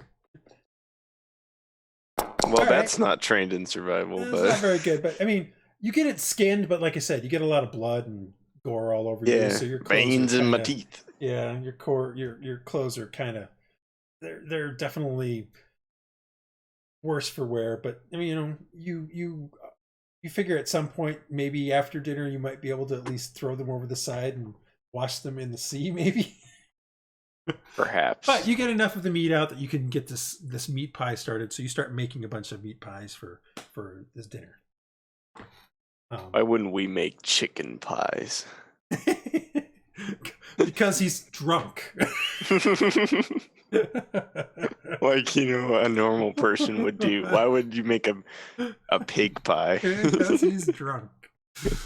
I try to get some information out of him about like the six and like their tendencies and things like that. I'm like, you know what? They set me up and they kind of beat me up really badly for it, and I want to know how to prevent this in the future. He's like 6. What are you talking about? There's 6 officers. Maybe it's the 6 officers. That's what I mean. The 6 officers. Are you talking about the sailmaster and the master gunner? Yes. All of them, all the 6 officers. Why would they set you up? They're just running the ship. Well, because you know how I told you yesterday that I wasn't like we kind of like found some of their stuff and used it, and they were mad about that. You used some of their stuff? Oh my gosh, that's really dumb of you. Yeah, I mean, I'm surprised you're not dead. I didn't even know it was theirs. That's the problem. Maybe that's why you're not dead. Ignorance is half the battle. Yeah, something. They want us on the crew though. That's the thing. Well, yeah, we ran out a lot of crew like about a week ago. We were going to, let's see, there was a lot of shooting. They were shooting the cannons. I remember the cannons, and so I went up on deck. Normally, I don't go up on deck when the cannons are firing because deck starts to heave and throw, and I see the outside and I throw up. But this day I was feeling a little bit better. So I got up on the deck, and I saw we were shooting cannons at a ship. And then I was like, no, we're not shooting cannons at the ship. The ship is shooting cannons at us. And a few balls came and hit, and I saw a couple people go over the side. The first mast, the one that's in the front, that one, it got knocked off and into the water. I'm surprised we even got away. A couple people got taken with that. And then we somehow we limped away. I think like about, 8 people or so got lost in that particular raid. Somehow, I think it was the ship was flying a flag, and the flag had this circle with 6 stars inside it. 6 stars. And you remember that? Well, so you got a good memory then. Yeah. Well, to you, that's the symbol of the Mergale League. Oh, okay. As soon as he says that, you realize that that's the symbol of the Mergale League. And more than likely what he's talking about is a Mergale Navy vessel attacking them. Mm-hmm. Interesting. From So- Kaer Morgul. Yeah. Mm-hmm. So it sort of seems to imply that was like about a week, maybe a week and a half ago. But I mean, you've been Gotcha. on ship for 2 days now, so maybe it's a little longer than that. Maybe it's a little less. It's hard to tell. He's drunk, you know. So, Yeah. Um. Well, do they usually have this kind of luck with raids, or is this? No, he's been pretty good lately. For some reason, we seem to always be avoiding the naval ships. Like, there's a blockade going on. Didn't you know? Like, I didn't know. The Navy is like got a whole bunch of ships out doing stuff with the various trading lanes and things. At least that's what I hear from Novio. See, I've been stuck on an island for a week. Been stuck on an island, or for like 2 weeks actually. 2 weeks. Yeah, you've been stuck on an island for 2 weeks. Yeah, man. Yeah, but this started like a couple months ago. Oh well. Which again, I've also been on the run. Yeah, that's just something you would still know about. You're not a shipping magnate or a merchant or anything like that. Like if you talk to Hylough and Marcus, they might mention it, but because they would know something about it. He says, "Are you sure that you're talking? The 6 ossifers are the ones that are doing this to you? Like, I think so.